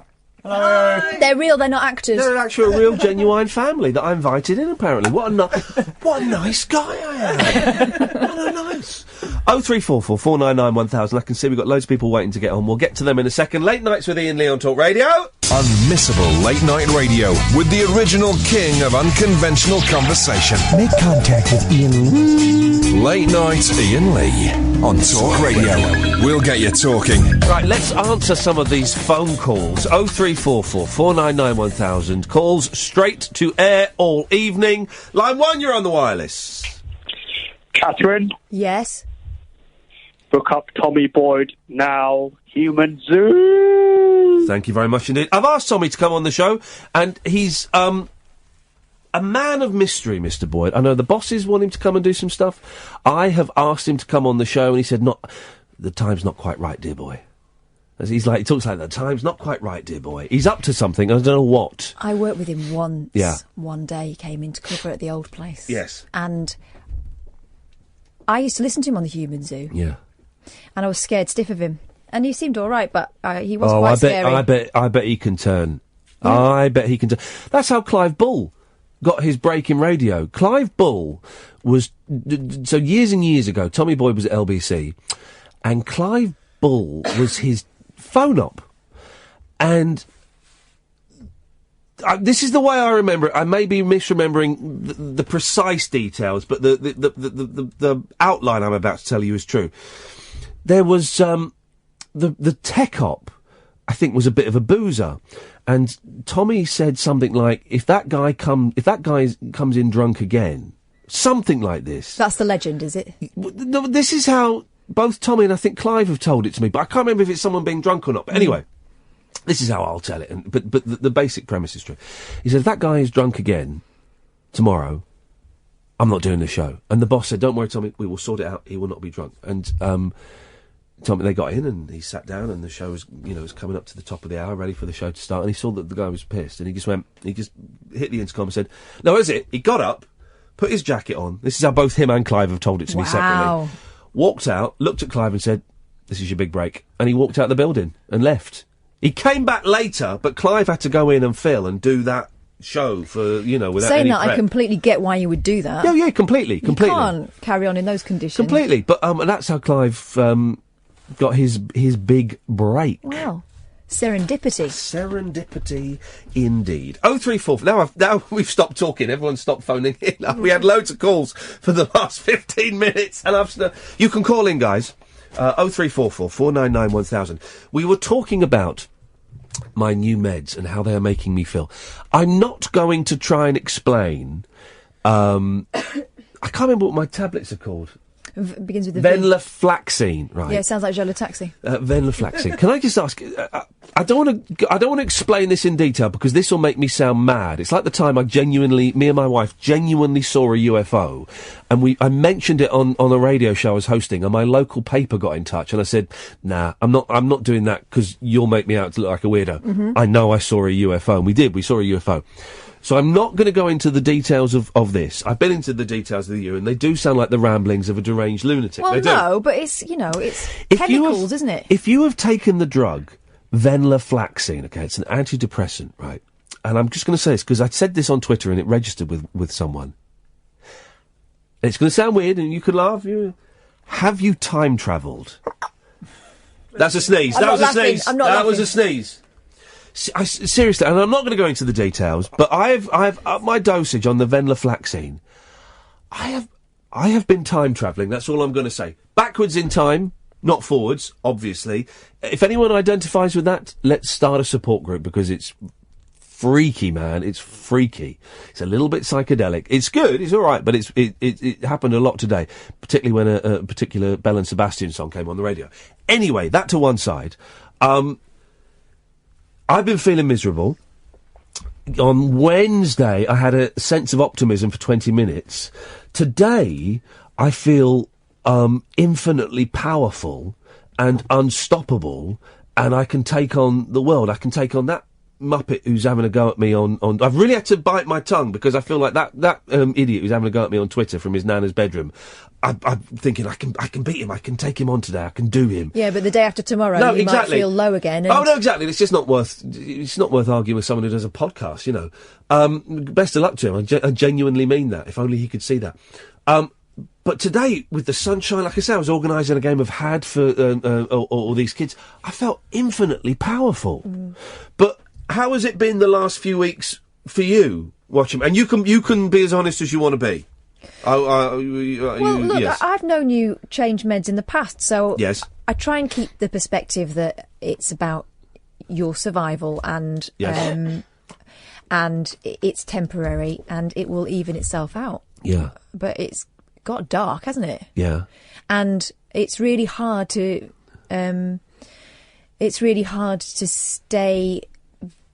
keep reassuring you of that when after all I think, actually, am I being Pollyanna here? Is it? I don't get the reference to Pollyanna. Well, am I sounding glib, or am I? You know, I'm not making. I can't help you, can I? I can't help you feel better. Exactly. And it's really hard seeing your friend so low and so full of despair. Yeah. And I wanted to kill myself earlier this week. I know. And exactly, and it's horrible. But what I keep saying to you is, it's chemical. So much of it is chemical. This chemical is fascinating because the first week I was gurning. I was doing that all the time and like stretching and stuff. And now it's just. I could do anything. Do you know what I mean? That's what it feels like. I can do anything. Another thing is, I don't want to be asking you how you are all the time, but I am concerned about how you are pretty much all the time. I can do anything, mate. Mm-hmm. I'm unbeatable. Yeah, no, but when you're low, I recognise that you often don't want to talk about it. I'm like that film with Bradley Cooper where he takes that pill that he steals off Robert De Niro and was it insatiable? I don't know, I've never seen it. He's incalculable. He can do anything. Incorrigible? Yeah, that's it, Incorrigible, starring Bradley Cooper and Robert De Niro. Line 1, you're on the wireless. Hey, Ian. Hey, Eben, how you doing, man? Hi, good, thanks. A bit under the weather. Uh-oh. Right, now I've asked this before. I'm going to ask it again. You've got a cold, yeah? Yeah, quite a bad one. Yeah, me too. It's because it's damp. No. You don't get colds from damp. Yeah, you do. No, you don't. Oh, No, you don't. Right? George Galloway's got a cold. Right, my kids have got a cold. I understand that. They coughed in my open mouth. They cough in my open mouth. You must have had that as a mum, Fred. When they cough, when you think, their colds are just dying, you think, I've got away with it. Then they cough or sneeze in your open mouth. You know it's there because it's just going, and you can feel it going, oh no. But Eben's got it. George Galloway's got it. Are you saying that George Galloway's coughed in Eben's open mouth? Because that's weird. Probably in the great cough relay that happens around this country, yeah. Indirectly, he's coughed in Eben's mouth. Yeah, I'm going to say it. Well, but how does it work like that? And if it was Ebola, sprays. Well, if it was Ebola, Umbola. If it was Umbola, would the entire? How long would it? Okay, it's a genuine question. How long would it take if one person had Ebola and it wasn't recognised, they weren't taken to the Royal Free in Highgate, Hampstead? How long would it take for the entire population of Great Britain to get Ebola? Oh, I don't know. That's old news, isn't it? I mean, there was a time when every day we were being told exactly how long it would take. Not that specifically, then. All right, avian flu, swine flu, bird flu, HM51. Now, if you'd have finished your medical qualification, yes, well, unfortunately, 6 months. The rules, you would know that all these different strains carry at different rates. 6 so months. that's an impossible question. Someone sent us, Eben, a really good map of where it's called Had or Tag or It. Have you seen this map? I've retweeted it, right? And it was on Twitter now. It's Christopher that sent it. Thank you, Christopher, because it's absolutely brilliant. Absolutely brilliant. So, in London and the South East, where I was born, well, actually, it's just around London. It's Had, He, or Hit. We never called it Hit, but Had and He. Tig. In up north, it's Tig, Tiggy. There's a tiny area in the northwest where it's Tuggy. There's Tick. Where is that? That's Liverpool, isn't it? Tick in Liverpool. Dobby in, I don't know, the Midlands. And then you got Tap in the south. And the Isle of Wight. The Isle of Wight, it's called Tap. South Wales, catch chase. South Wales, catch chase. Catch chase. Who wants a game of catch chase? Isn't it? Do you want a game of catch? Oh, sorry, Eben's Welsh. That's actually we're speaking racist. his language then. Eben, would you call it catch chase? I'm actually not sure. Have you ever played? You know the game we're talking about. You probably called it tag. Yes.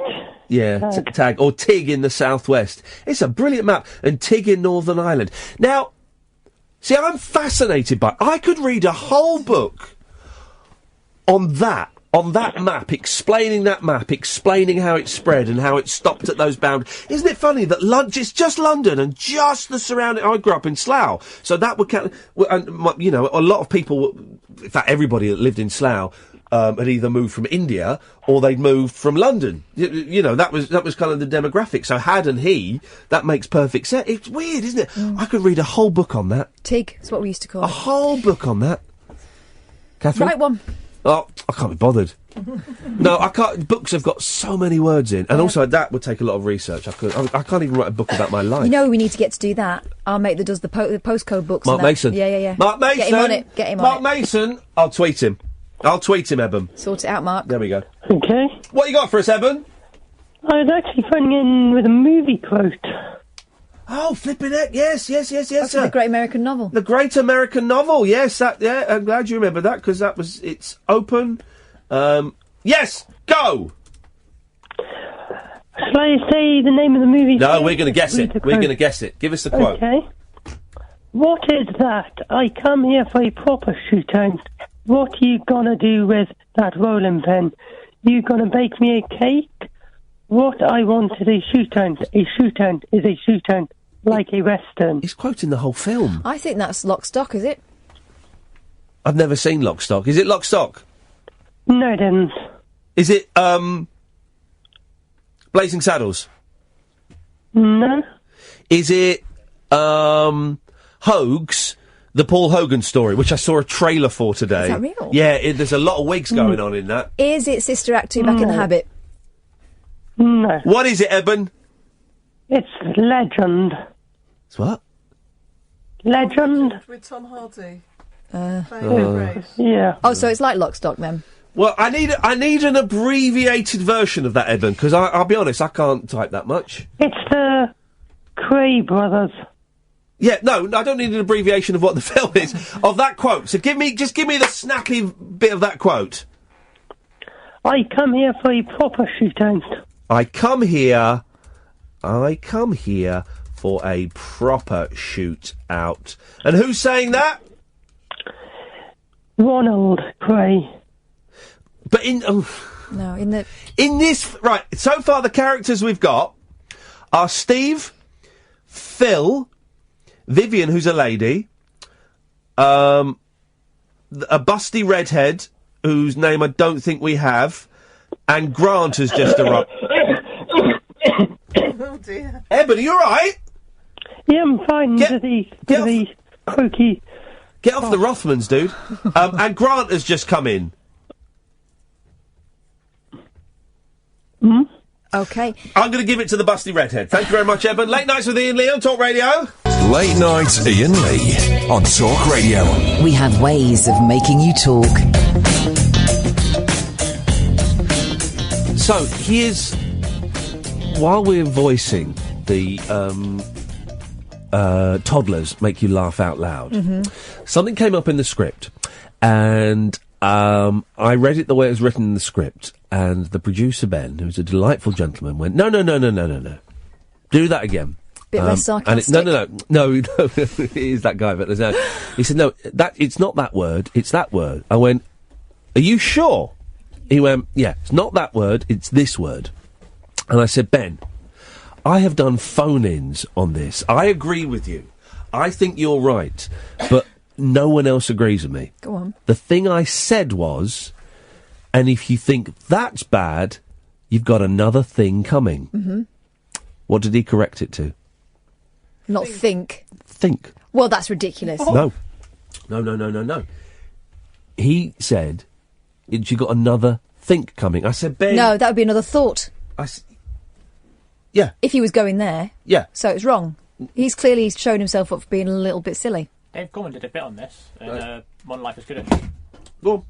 He did cat phrases, because that was another mistake that people had, and it was on Twitter, just people tweeting phrases where it was like on like a bowl in a china shop for thinking that meant that they were pointless or something, or from the gecko. Yeah. So what happened? He didn't make you say think. He made me say think. Oh, and he said he'd sent me evidence that would back up the claim, but actually it's not. That Here we makes go. it worse when they're insistent. No. And wrong. The Oxford English Dictionary. Shut up. Defines the phrase to have another... No. No. He stitched me completely up. The thing he sent me proves it's another thing coming. Yes. But he cited this as absolute evidence. Well, he's made you look a plum. I'm gonna. Can you just bear with me while I text him? Ring him up. Yeah, Don't text him. Ring him up. No, I'm not gonna ring him up. Wake him up. All right, hang on. You tit.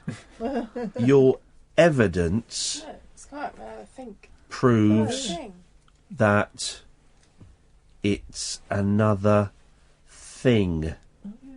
Well, go on that one. Thanks for nothing. You've made me look stupid on my own show. There we go. Doesn't take much, though, does it? Come on now. Hang on, I want to look intelligent. This. Hang on a second. This is how you make me look intelligent. Yes, Caddick.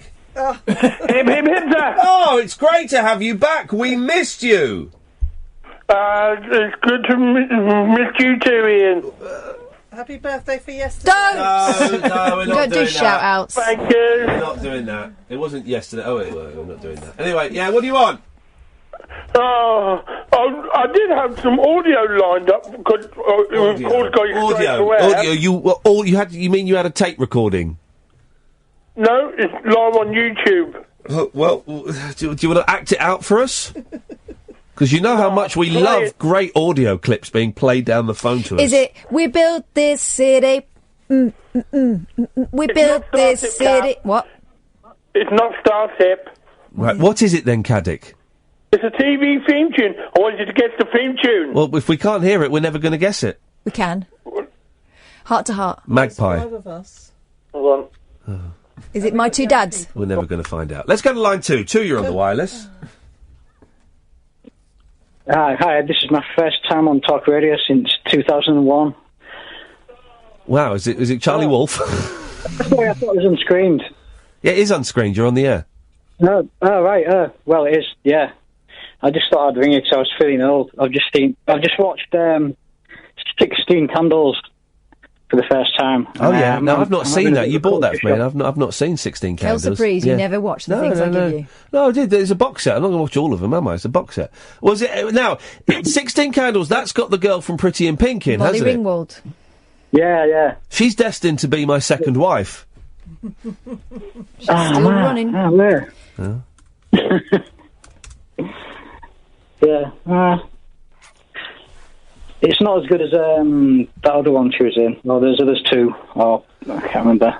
Why did you choose tonight of all nights to watch that movie? I don't know. Sonia's ill, and Sonia's we're ill, is both she? like in our 40s, and we're feeling a bit. Has everyone? Has Sonia got? I don't know who Sonia is. Is Sonia got this cold? Pardon? Has Sonia got this cold?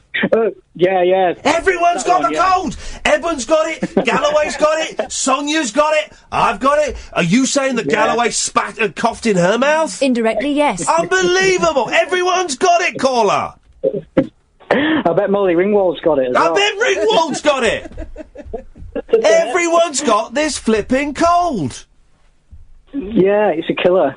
It's it forces you to watch these terrible films and call talk radio for the first time in over a decade. Well, what's happened to you in the last 16 years? I've been on I've been walking the earth, really, and I've been on an emotional, spiritual journey, really. Hang on a minute. I've basically been unemployed, yeah. What, for the whole 16 years? Yeah. Well, since about 1989, actually. Have you really? What happened? Oh, it's a long story. It's really sad, but yeah. We've got all night. I don't regret it. What did you do? Did you quit work? Did you? Yeah, I walked out. I used to be a salesperson at Dixon's. I used to sell ZX Spectrums and Master Systems and Yamaha keyboards and stuff. Yeah. And I just walked out one summer's day in 1988, I think it was, or 89, and I walked the earth. When you say you walk the earth... I've done an art degree, actually. Yeah, when you say you walk the earth, where... When I turned 40, I had a midlife crisis, and I decided it was time to turn my life around and become an artist. So I did a contemporary fine art degree and hang out with all the young people. And when you say you walk the earth, where did you walk? Well, it was more like an astral walk, really. I stayed in my room most of the time, like it was a bit of a... I wrote songs. Were there any psychedelics ingested? No, actually. I had a few bad experiences in the 80s and decided it wasn't for me. I got a bit paranoid and... Did you happen to have a few bad experiences in about 1988, 89, just before you walked out of Dixon's? No, that came afterwards, actually. Okay. So you laid in your bedroom for 16 years, and when you say you walked the earth, you mean you didn't walk the earth, you astrally projected. Where did your spirit, or whatever it may be, go? All kinds of dark places. Like, I walked the depths of hell and the peaks of heaven. Wow. No. Hey, listen, man, I was talking about how I was time travelling earlier on today, so you have come totally to the right place. Wow, really? Yeah, totally. I'm on this mad antidepressant that is at the moment is causing me to jump about through time, a little bit like the bloke in Quantum Leap. Have you heard of what's it called? That weird time thing where people reckon that time's been all distorted. Yeah, the Mandela effect.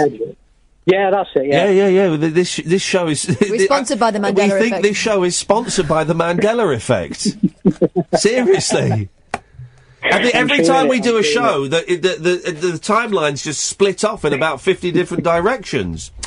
So you astrally, exactly. How did you learn to astrally project? Like him, naturally. I'm one of those people, really. I can lay on a bed and just 16 years disappear. Yeah, into streams. I don't know. It was more of it wasn't a literal thing. It was just I don't know. When grounding ourselves slightly more in the physical realities of the world? You say your last call was to Talk Radio in 2001. Who was it to, and what did you talk about? Well, it might have been before that. It was Gary Jacobs, I think. What was it? What was Gary Jacobs' line? He was the lawyer. I don't want your life story. Just get to the point, or something like that, wasn't it? Yeah, I remember that. But this was just before he died. He was. I don't know. He was a real nice guy. I was talking about the digitizer. What is it? News group or something, and Mr. Biffo, and how Mr. Biffo had been cussing him because he couldn't finish Sonic the Hedgehog or something. Here's the worrying thing. I know exactly what this gentleman is talking about. Hey, listen, man, what's your name, friend? Matt Hopper. Matt Hopper. My name is Iain Lee. Listen, I have to go to the news now, Matt Hopper, but I hope we get to speak again one night. Cheers. Thanks for calling, man. Take care. Cheers, Iain. And good luck to Sonia. I hope she gets better. What a nice man. Huh? I mean, get a job, but what was that? What's that football chant? Get a job, my lord, get a job. What a nice man. Thank you for that. I enjoyed that a lot. Wow. What an hour. What an hour that was. Another hour to go, dear listener. 03444991000. Late Nights with Iain Lee on Talk Radio. Late night, Iain Lee on Talk Radio. We have ways of making you talk. Yes, line 1. Hello. Hello, line 1. I can't believe... am I straight through to air? Yes. Hello, Iain. How are you? I'm good, thank you. How are you? I'm very well. Thank you very much for asking. You're very welcome. It's a very formal start to the phone conversation. Well, that's because you've taken me quite by surprise. Cheeky. Don't cut me off. Well, I might do. Yeah, obviously that is your want, but... Are you a copper? Have I done something wrong? No. You sound like... You're speaking like a copper. Am I? Yes. Oh, I'm really sorry. I'm quite discombobulated, so... Well, you phoned a show knowing why. there was a strong chance you'd get on the air. No, I didn't. This is the first time I've made contact with you. I've watched you and follow your podcast regularly. Tonight I had the chance to look on your... I saw your Facebook page about going on Periscope. Yes. I looked on Periscope and there you were. There in we your are. white T-shirt and a lovely cat opposite you. Yes. And then suddenly you reached up and Periscope went off. Oh, yeah, no, because I was looking for something on my phone. Well, why is your phone up there where the Periscope is? Because the phone is doing the Periscope. It's a phone. Well, stop doing it, because that makes people like me, an old fart, not know what you're doing. Oh, well, I had to get something off my phone, and I'm sorry. Please don't kill me. Don't shout at me, Ian. Calm, breathe, and let's start again. I love you. I think you're brilliant. Hands up who feels really uncomfortable right now. Okay, that's all. That's everybody here. Oh, really? Yeah, well, why? You're not a copper. Are you a teacher? No. You're very... I'm going to say something, and I mean this genuinely. Put your fingers in your ears, kids. Are you like a professional dominatrix? Oh, my God. I can't believe you just said You are! I got it right! Are you? No, I am of the older generation and like to speak formally when I'm taken by surprise. Well, you like to speak formally while being taken by surprise. But only when taken by surprise. What is... Don't feed him. Please don't feed him. Kathy's an older lady as well. Shut up! May I ask your name, madame? I'm Daisy. I'm Daisy Boots, and I've followed you for a long time. No, Daisy Boots. And I have just taken the courage to call tonight and didn't think I would get on air. Oh, yeah. Saw you were taking calls on live. Yeah. And I just thought, well, I'll see what happens. And I was following you on Periscope. So how long? You say you've been a fan, and I appreciate it. Of course, I'm everybody that has been listening to my stuff. Well, no, I do completely. You put food in my children's mouths. How long have you been listening to my output? Right, okay. I knew you in the early days when you did the breakfast show, and, I was a bit older than you at the time. Yes. I'm still older than you. You're talking as though we've met. What? You're talking as though we've met. We have met. Uh-oh. Where have we met? We met in Luton. Oh, you're so scared. You're so scared. No, I'm trying to remember. Did you come into the... Right, so you're talking about the breakfast show. You mean the breakfast show on the radio, not the TV show? I do. Oh, well, that's not for... That's kind of the autumn of my career. Listen, you've been on my radar for a long time in your various guises.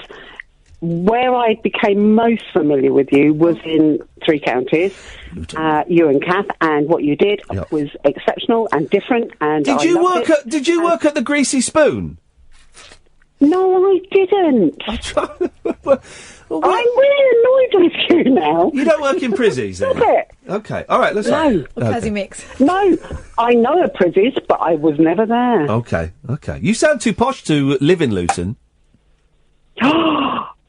Oh, Ian, Daisy Boot, you know that. You know you sound too posh to live in Luton. There's some big houses in Luton. Really? Yeah, Old Bedford Road and all that. Well, okay. Okay. Shall I just put, this is where we come to presumptions. Yes. I live on Marsh Farm in a council house, so don't judge everything. Oh, well, in that case, what you hear. In that case, well done for working on your voice. Ian. Daisy. Daisy Boot. It's a great name, Daisy Boot. I love the name. Thank you. It is a nom de plume, obviously. Oh, come on! Nom de plume. I bet you put it in a posh voice. All right. Well, listen, I'm glad that you've called in. I'm glad that you've been listening, and I'm glad that you followed both me and Kath over from, what was a fun job back to this job, which is even more fun.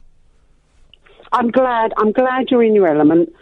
I'm hopeful that it will continue. I know you've been a bit down about numbers and we'll keep our fingers crossed, but we're at the moment, me and Kath are having the times of our lives. We really are. In terms of the show, we're loving it.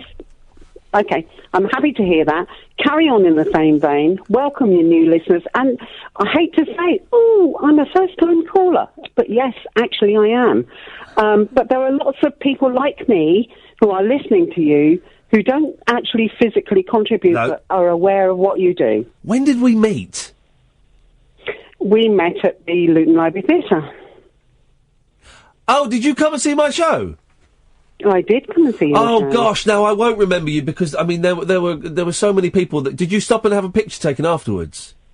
No, I stopped and did a hi. I'm really uncomfortable, but hello. Oh bless you. Oh, well, listen, then you will understand why I don't remember you because there were so many people there and it was. No, I fully understand that. But what I'm saying to you is, although your listener numbers are what you think they are, and if you get the nights when you don't get the callers, not necessarily means we're not listening to you.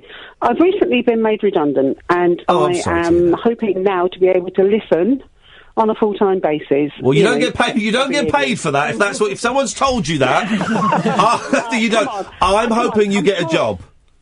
I'm sure that was the deal. Oh God. Well, Daisy Boot, listen. You call in as many times as you want, but I hope you get things work out and you get a job. I know. I'm lucky. I've had a long service career, so I've got some money to tide me by. And I'm a few years off retirement. Oh, shut up! Service career. So you're in. Is it an emergency service? No. Are you a fireman? Oh, God help them if I have to climb a ladder and get them out. Well, you're not military, are you? I will say no more. I knew something.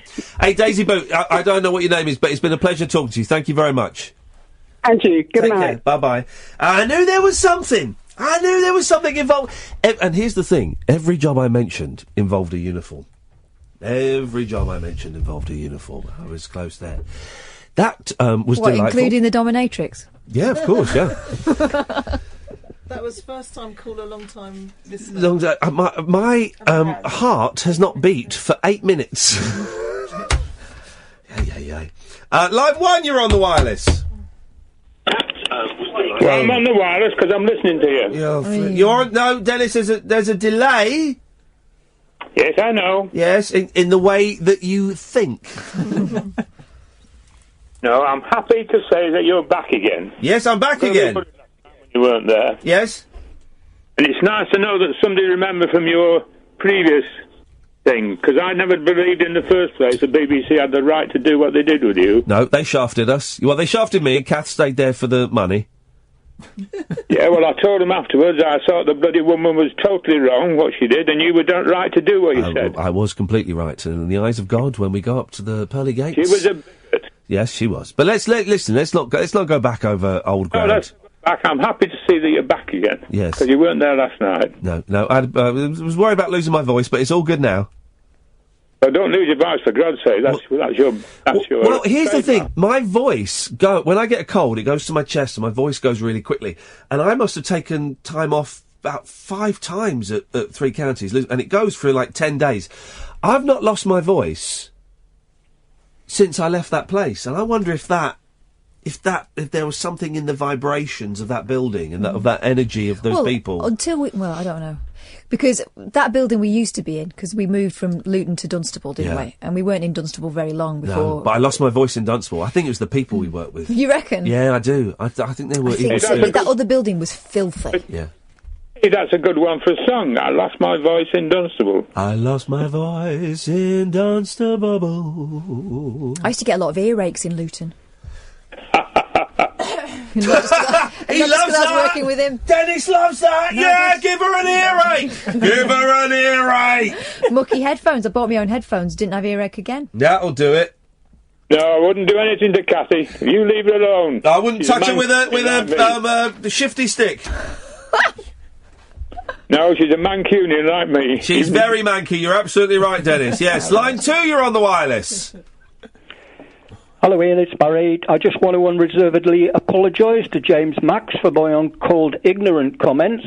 Also to you, Kath and Ed, and the listeners for letting your show down so badly last night. Thank you very much indeed. There we go. 0344 499 1000 is the telephone number. It really has been a rather strange show. Another 45 minutes to go, and then it's the weekend. You can watch us on Periscope, periscope.tv/Iain Lee. You can listen to us. Oh, let's just quickly take this before we go to a break. Look, I'm setting up for a break, and then a call comes in. Line 6, you're on the wireless. You're all right, soft lad. How are you doing? I'm all right, thanks. How are you doing? Oh, I'm very poorly today. What's wrong, Cleo? She bop de boop de boop de boop de bobbity boop boops. That doesn't sound good. Thought I'd do a bit of scatting for you there. Yeah. Oh dear, dicky tummy. I've got a proper dicky tummy. Anyway. Yes. Get Andrew's liver salts. It fixes anything. It is. I'm going to say this now. Let's get in touch with Andrews and see if he wants to sponsor us, because it will fix anything. I'm going to give it to my mum. I reckon she'll be up out of that bed dancing soon. Yeah, man. Anyhow, I've had one of me strange smells, so I told you about me smell smells. Your musical smells? Yes. Go on. And it's quite obscure, this one. Yeah. I was listening earlier, Otis Redding's version of Change Is Gonna Come by Sam Cooke. What a song. And I could smell dust. And it was like a burny dust, and I realised what it was. It was the brakes of the Tyne and Wear Metro on the way to work. The day after, I asked somebody out, and she blew us out, basically. And I was dead depressed, listening to like the most depressing songs I could find. And it was there. I was sitting in the house going, "Oh, this song, lad, love this song."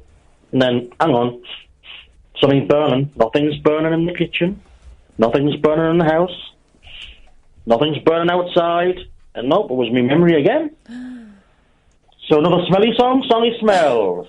Thank you very much indeed, Cleo. It's much appreciated. This is Talk Radio. Late night Iain Lee. Unfiltered night talk with the original king of unconventional conversation on Talk Radio. We have ways of making you talk. Yes, line 1, you're on the wireless.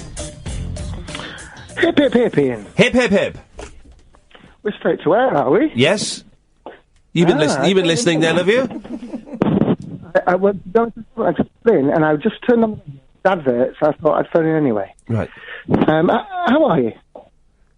Get to your point, caller. My point is, you know that awkward moment meme, where people say that awkward moment when? I had that awkward moment whereby I met someone in real-life professional circumstances, and I realised they were also part of the peculiar little club that phoned into your radio show. Uh-oh. I know, right? And I didn't let on. So it was someone who I knew in a professional environment, and was following on Twitter, and realised that they were. I'd heard them call into your show and talk about things that were personal to them, so I didn't know whether to mention it or not. Isn't that funny? It was a very interesting scenario. Yeah, that's a strange one. That did you go up and touch them lightly on the shoulder and say, "I know your pain"? No. We talked about things, and we had met previously a long time ago. I I realised when I heard them on your show that who it was, and then I saw them again, and I didn't let on. Do they use their real name on the show? Yes. Okay. Yes. And do they talk about quite intimate things? Yes. Oh, beautiful! You've got the power! You've got the power, fella! Well, that's why I didn't mention it, because obviously it's not something that, everyone has their own... Well, no, that would be awful. I would have blackmailed them. I would have looked at them and gone, Iain Lee, nothing. Karen, would you like some coffee for the meeting? No? Okay. Talk radio. He's probably listening now. Actually, after he called in last time, I did contact him on Twitter and say, "Wonderful call, mate." Oh. So I could have done, but it was just I didn't. Well, I just didn't. But anyway, I just thought that was a funny thing. That's why I called in. Jay, thank you very much for that. Let's go to line 2. 2, you're on the wireless. Hello, Ian. Yes, you're on the air. Yeah, Ian. I just wanted to say I just watched what's it called, Travellers on Netflix. You gave a recommendation for it. I thought it was fantastic. Yeah, it was good, wasn't it? Oh yeah, blinding. Yeah, We very nearly got one of the actors on, and then she was all up for it. I emailed her. She's like, She ghosted you. Yeah, totally. And then she just disappeared. I was like, no. Which one? Not Kelly Overton, was it? No. I don't know. I don't know a way of saying it because I can't remember any of the names. It was the black lady. Yeah. That's not racist. Right, okay, yeah, fair enough, descriptive. gotcha. It's descriptive. I'm being descriptive, and if it's racist, I'm sorry. But it was no. She was all up for it. Go on. I've got another couple for you. Yes. Van Helsing. Vampires? Nah, I don't like vampires. I do. I don't know. I don't get zombies. it. I do not get vampires. I am bored to death. Never liked them. Rubbish. Stupid monster. So there's no point in me saying Z Nation either. Then. Was it vampires? Zombies. I like zombies. Yeah, but Van Helsing is zombies. Well, is it?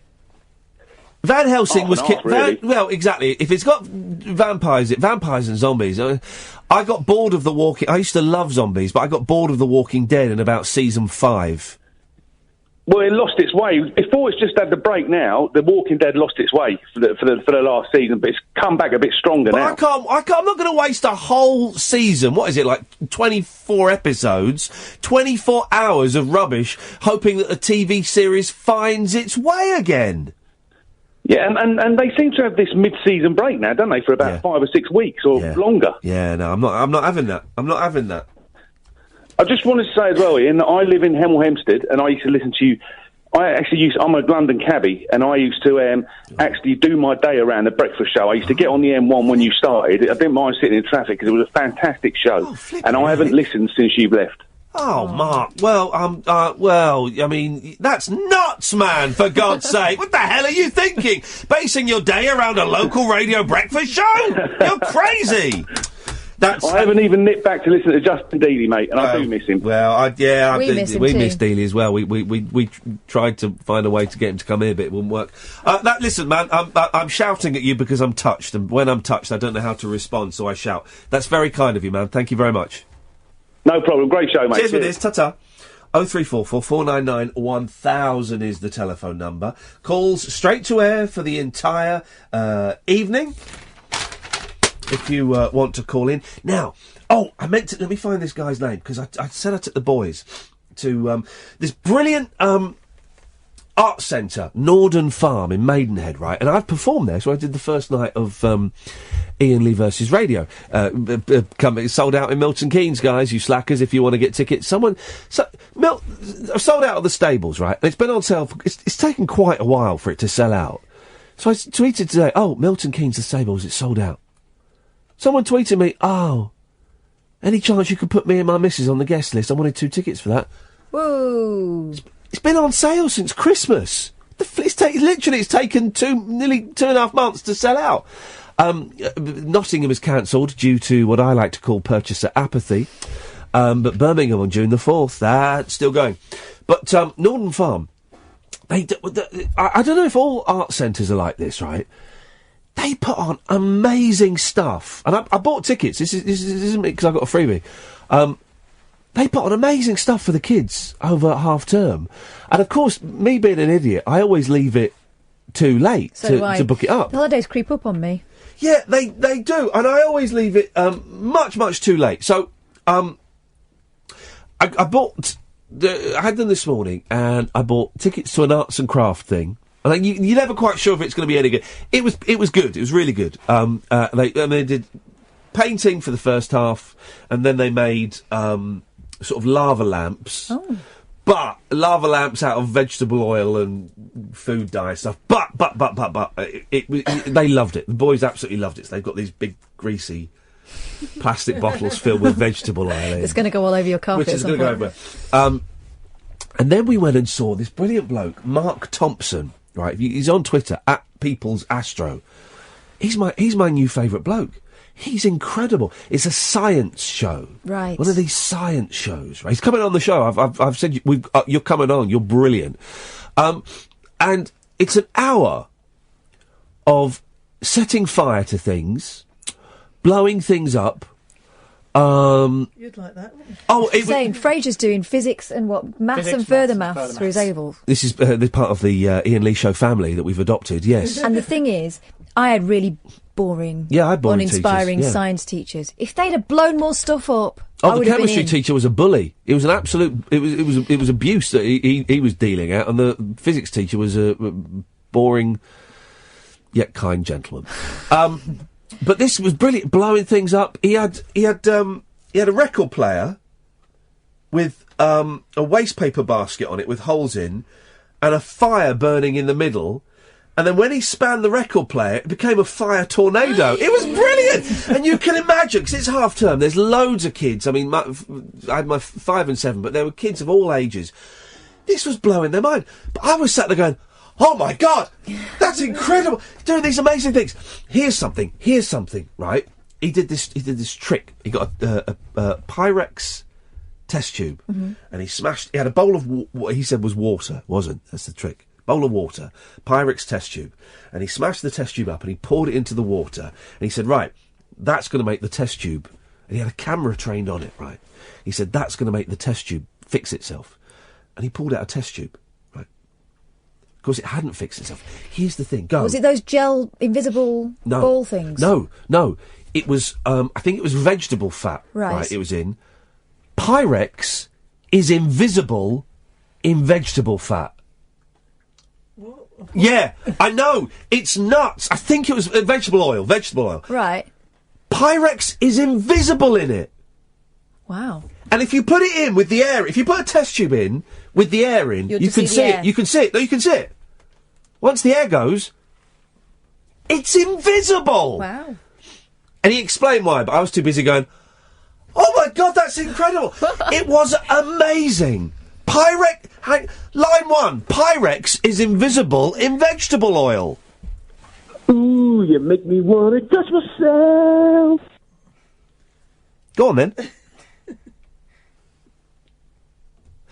Line 2, you're on the wireless. You make me want to touch myself. Oh yeah. It's Groundhog Day. I wonder what's going to happen next. They're all different phone numbers. Let's see. We have line 1, you're on the wireless. Guess what? That's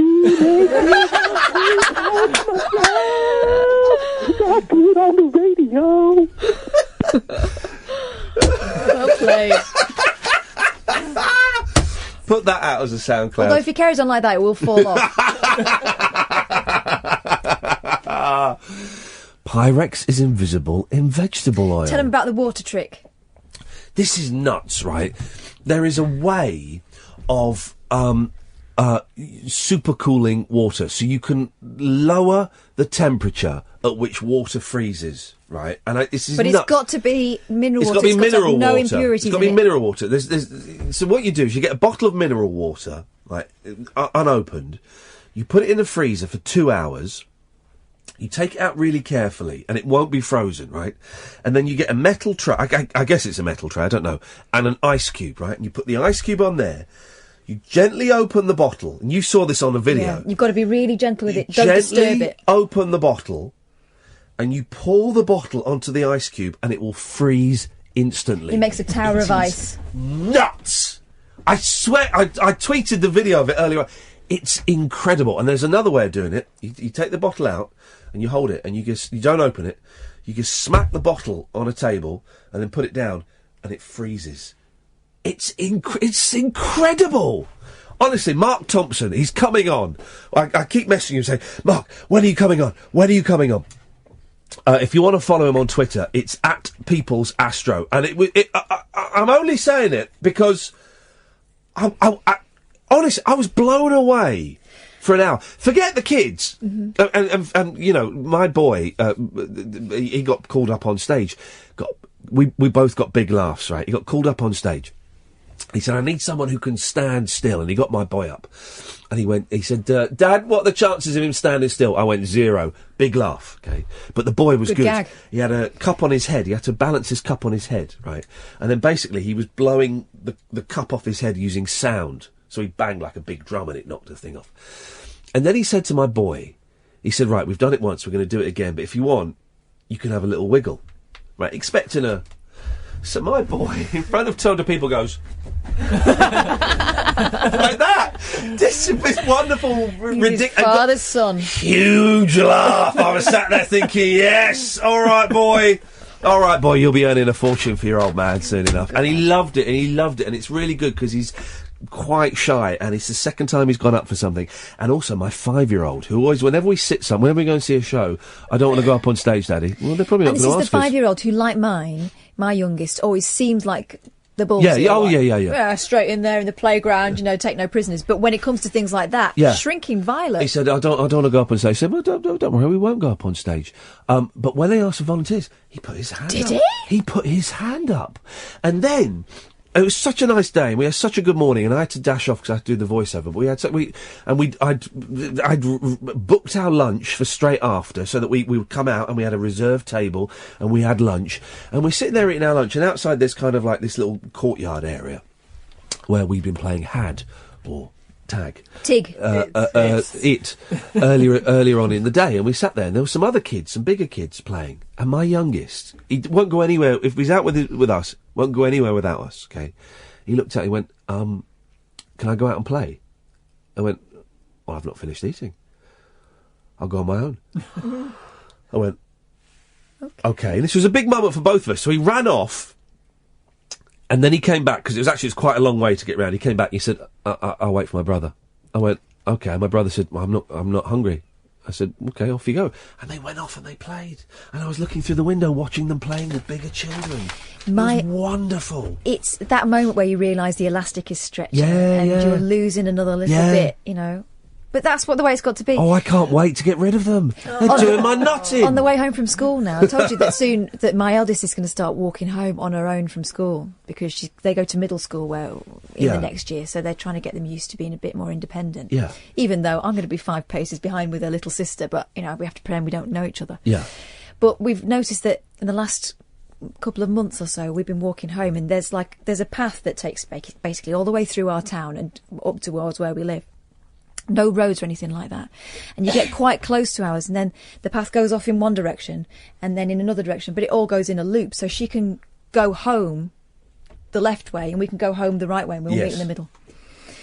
And she's been asking recently, can I go on my own? Can I go on my own? And it's only 30 seconds, a minute maximum, I won't be able to see her. But it's that moment where everything inside me is screaming no, but I've let her do it. And honestly, I hold my breath until the moment I see her again. And her sister's going, well, we can't see Stella. We can't see her. We can't. She's gonna. And she's panicking a little bit, and I have to play it cool. But I'm feeling exactly the same way. Oh no, I can't. But you have to let them do it. I can't wait for them to go. Those guys are really doing my head in at the moment. They're 7 and 5. 7 years. It's a total of 12 years. If you add it all together, that I've had them. Can't we just come on now? It's a long old time. I do tell them it's about time they got jobs. I mean, they've been loafing around. Last 25 minutes of the show, dear listener. 0344 499 1000 is the telephone number. The wild man of late night radio is back. Iain Lee on Talk Radio. We have ways of making you talk. I'm getting all bunged up now, and I've left my Vicks at home. Well, actually, I bought a bottle of Vicks and I left it at the voiceover today. I'm a bit bunged up, but I'm gonna sympathy. No, I'm gonna break through, and we are gonna do this. I just had a phone call from Pride of Britain. I said that your award's in the post. Good news. It's about bloody time. So brave. POV. I have been soldiering on. We could get the Queen's honours. Exactly, uncomplaining, never mentions it. This Never tired mentions it. old axe. Right, so Ian. Right, you're taking the piss now. That's actually rude. Let's go to line one. Line one, you're on the wireless. Is that me? Yes, that's you. Ah, good evening. I was just going to tell you a story about you were mentioning comedy greats earlier. Yes. And God, it's over 30 years ago now. I wanted to get my mum and dad something different. You know, you used to always buy them slippers and rubbish things like that. I then saw this guy was playing up at one of the West End theatres. I got 2 tickets, and it was a Sunday night. Due to come on at 8. So mum and dad set off, because I was looking after my brother. They said, we should be back by about 11:15. So it got to about 11:30, I started to get worried. Then midnight. Uh-oh. Then 1 o'clock. And eventually they appeared back at 1:30. Can I guess who it was? I bet you can. Was it Ken Dodd? It's certainly... He locks the doors, doesn't he? he came on at 8 o'clock and he finished at midnight. Isn't that funny? And he will do that every night of the week if he has to. But it was ridiculous because nobody left. And was it funny? Did they enjoy it? Was it funny all the way through? They said it was absolutely hilarious because he would start telling a story, then he would go off tangent for about 20 minutes and then come back to finish the original story, and it was like that the whole way through. Isn't that... Well, listen, you talk about value for money, you know, then that's... unbelievable. But £1 per minute... Yeah, but all the people missed their trains home. I bet they did. Because you know, the last train back then was probably 11:30, so they didn't want, nobody left. The theatre was packed even at the end, because they just said, we can't leave. Isn't that incredible? And it was unbelievable, the parents, but I was running sick. I was back by like 11:15, and they pitched back in at 1:30. Did he sing? Because my gran was always banging on about how brilliant Ken Dodd was as a singer. Yeah, you're a very good singer. Yeah, so it was just one of those, well, they said old-fashioned varieties, so sing lots of jokes, lots of stories, but sort of silly stuff, really. You're talking about Cannonball, so a lot of sort of silly slapstick humour as well. Yeah. But just 4.5 hours of comedy and singing.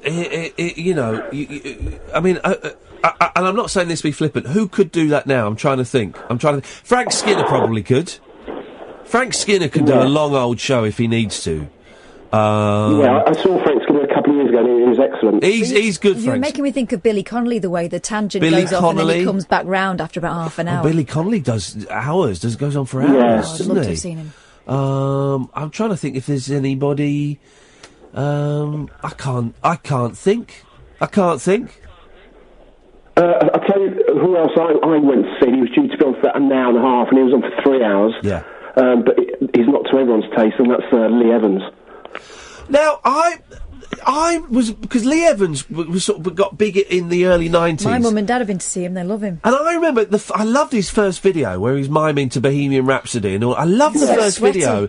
But then, I did struggle to quite comprehend his rise to superstardom. And he did because... He became massive in America, didn't he? Yeah, he's made movies with Jackie Chan. Not a very good movie with Jackie Chan, has to be said. But he plays the O2, you know, for like 5 nights in a row. He's became huge. And I don't quite get it. He's about 5 litres of water a night as well.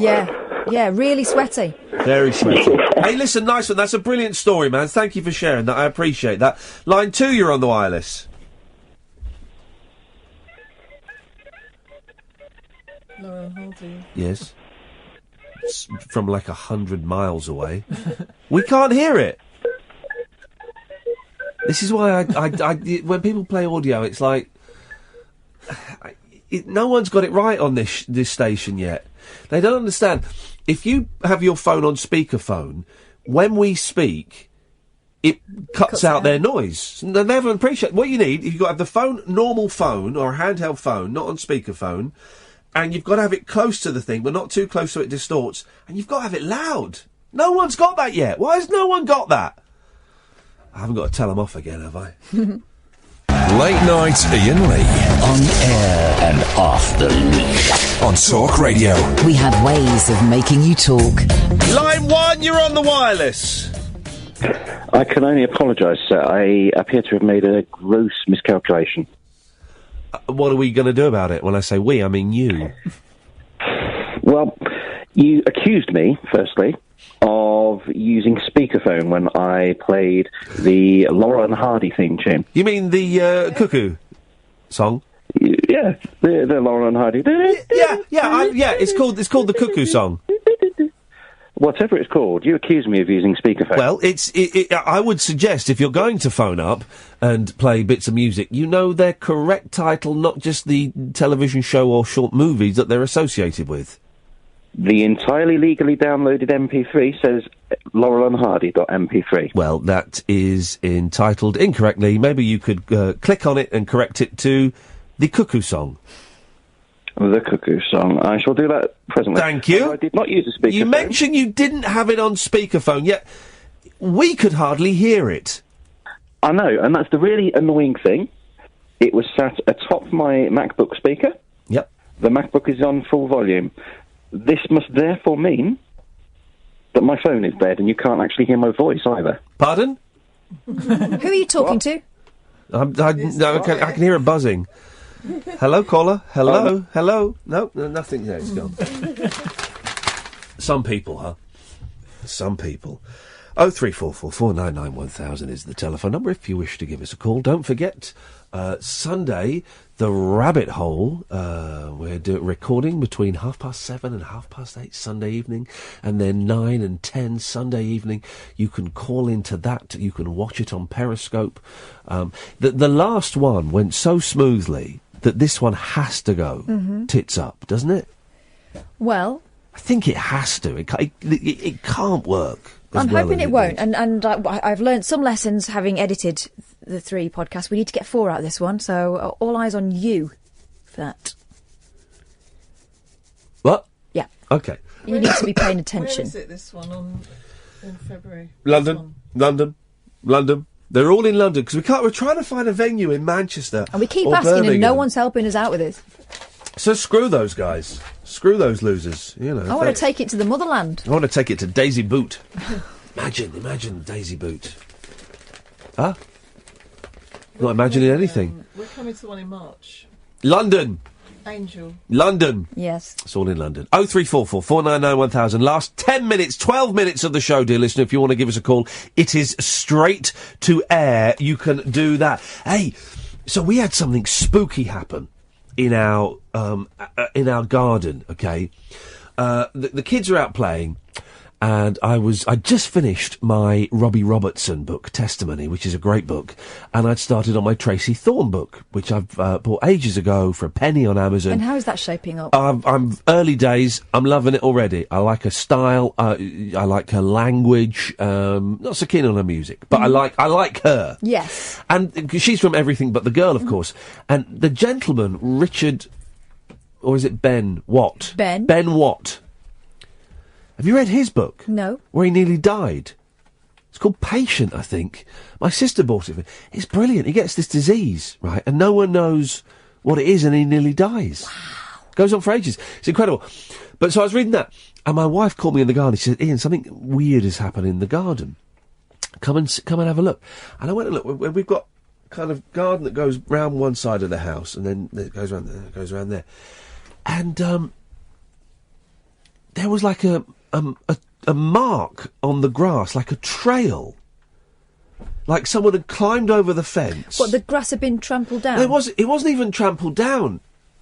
It was the grass had gone and it was mud. Scorched earth. No, don't take them at me, because this could be burglars. And it's my kids I'm talking about. How can they wouldn't... It would have... Well, I don't know. The thing is, I know that we get a lot of... Even though I live in a nice street, it's quite a private street, and we get a lot of kids... Dodge pots. Well, we've had our cars broken into a couple of times, and you get a lot of those little silver canisters of people doing laughing gas. So there's dodge pots there, and I can imagine kids getting high, climbing over a fence, having a look in someone's garden. Gosh. I would do that if I was high. It's I don't know. It was wearing, and there's a mark, there's a trail, get this, line one, there's a trail all around my garden as though somebody had dragged something. Hello? Yes. Hello, Ian? Hello, yes. I'm just listening to your show. One complaint. I'm sorry for starting with a complaint, but you read the number so fast. Well, I've been hanging on. Obviously, not fast enough, as you managed to get on. Yeah, but I've been hanging on. Listening from 12:15 because at 12:15 I decided to give you a call because I wanted to know, have you shaved the beard off? Yes, it's gone. Yes, I have. I thought you may have covered that at the start of the show, but... Yes. I have shaved it off. The beard has gone. I'm going to grow it back, but I'm going to enjoy a few weeks of being smooth. That's okay. It's just, it wasn't mentioned, throughout the whole show. I thought, maybe I missed something the other night when you were... Can I ask you a personal question? Yep. Put your fingers in your ears, kids. Have you ever shaved downstairs? No. Because some people do. I shave my legs, but I haven't shaved downstairs. You shave with ice? No, I shaved my legs. Oh, shave your legs. Why did you shave your legs, you deviant? No, deviant, yeah. Because to get cooler. Oh. Did it work? Warm. Yeah, it did work, yeah. But then when it grows back, it's itchy, isn't it? It is itchy, yeah, but I find, there's the best way to stay cool. The best way to stay cool, Ian, and cover calf's ears when I say this. Yes. Is to wear a pair of tights and cover them in water, or just spray them with water. How hot do you get? Well, I've got a condition. I've got MS, so my... Oh, really? Oh, okay. Because, you know what, if you listen, maybe you don't. My mum's got MS, so I'm always intrigued with little tips and hints that people use. So, and of course, the heat will affect you terribly, won't it? Yeah. Well, it's terrible. It's terrible now because it's getting milder, Yeah, this is the thing. We all celebrate the fact it's getting a bit warmer, but of course there are a lot of conditions where as soon as you get a bit of heat, how does the heat affect you? You can't walk too well, And if you crawl out of the car, and if you shave your legs, this is fascinating. If you shave your legs, or you put the tights on and squirt them with water, would that mean you could walk? Yeah. Isn't that amazing? No, don't shave your legs and wear... No, you do one or the other. One or the other, yeah. But it has such a profound effect that it could help you walk when you would normally be struggling. Yes. Well, it cools the whole system down. You think about it, your legs, the tights are covering 50% of your body, right? Yeah. And it's like, if you're talking to a bloke and you're saying you wearing tights, the best way to explain it is if you put a glove on, and put the glove into a basin of water and take your hand in again, it stays cool longer than if you just put your hand in the water. And how did you find that out? Did you work it out yourself? Did you see it online? Did your doctor recommend it? I worked at it myself. Isn't that incredible? Isn't the ingenuity of the human mind to come up with solutions for problems? I think that's absolutely incredible. And I have to say, maybe there's a bit of deviancy toward the end of there as well, but I thought you would like it, but I stumbled upon that and. It worked out well, So it's almost as though it was a godsend, Yeah. Win-win. Oh, well, listen, what's your name, man? Jew. Goo? Jew. Jew. H-U-G-H. Hugh. It's been a long week, Hugh. It's been a long week. Hey, listen, man, I really appreciate you sharing that with us. Thank you very much. Your show's great, mate. Your show's great. Bless you, Hugh. Take care, man. Thanks a lot. Isn't that funny? I feel bad for telling him the truth about my beard now. Isn't that funny? Wonder where that was going. And that was not where I expected it to go. No. How people come up with their own little solutions. When he said he'd shaved his legs, I assumed he was a cyclist. I once went out with a cyclist, and he had perfectly smooth legs, and it was the most horrible thing. If you shave your... Well, some men are hairless. We had one of our lecturers at college was hairless. He couldn't grow a beard, had no hair on his arms, no hair on his legs. Top of his head? We once saw him riding his German girlfriend like a horse. What? Yeah. So, you know... what, with a saddle and everything? Well, I say we. Someone did. Word and got spread around. it. I don't know if that happened. Line 1, you're on the wireless. I shaved below. Thanks very much indeed.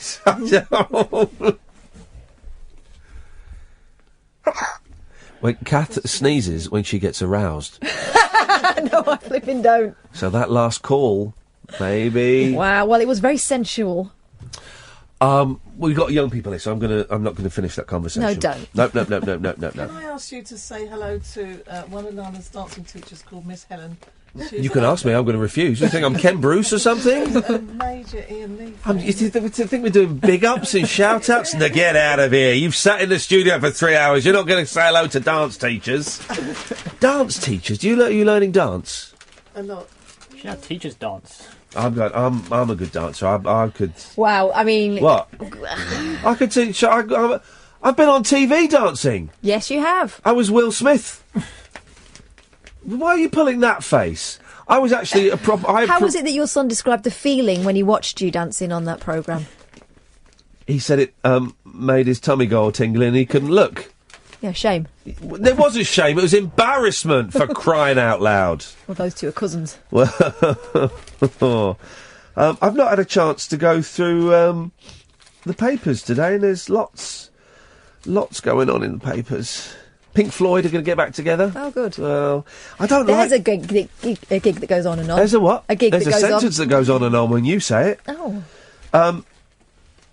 Love Actually are reuniting. I've never seen it. I have. I don't think it's all that good. There's about half of it I'd chop out. But they're not reuniting for a film. It's just for comic relief, isn't it? So it'll be rubbish. We can say this now. We don't work for the BBC. Yes, all of the money that's raised for comic relief is wonderful. All of the good work it does all around the world is great. But it's really boring. It's really dry and dull, and it's not funny at all. Now we're not on the BBC. We're allowed to say that. I still prefer it to sport relief. That's really. I don't like any relief.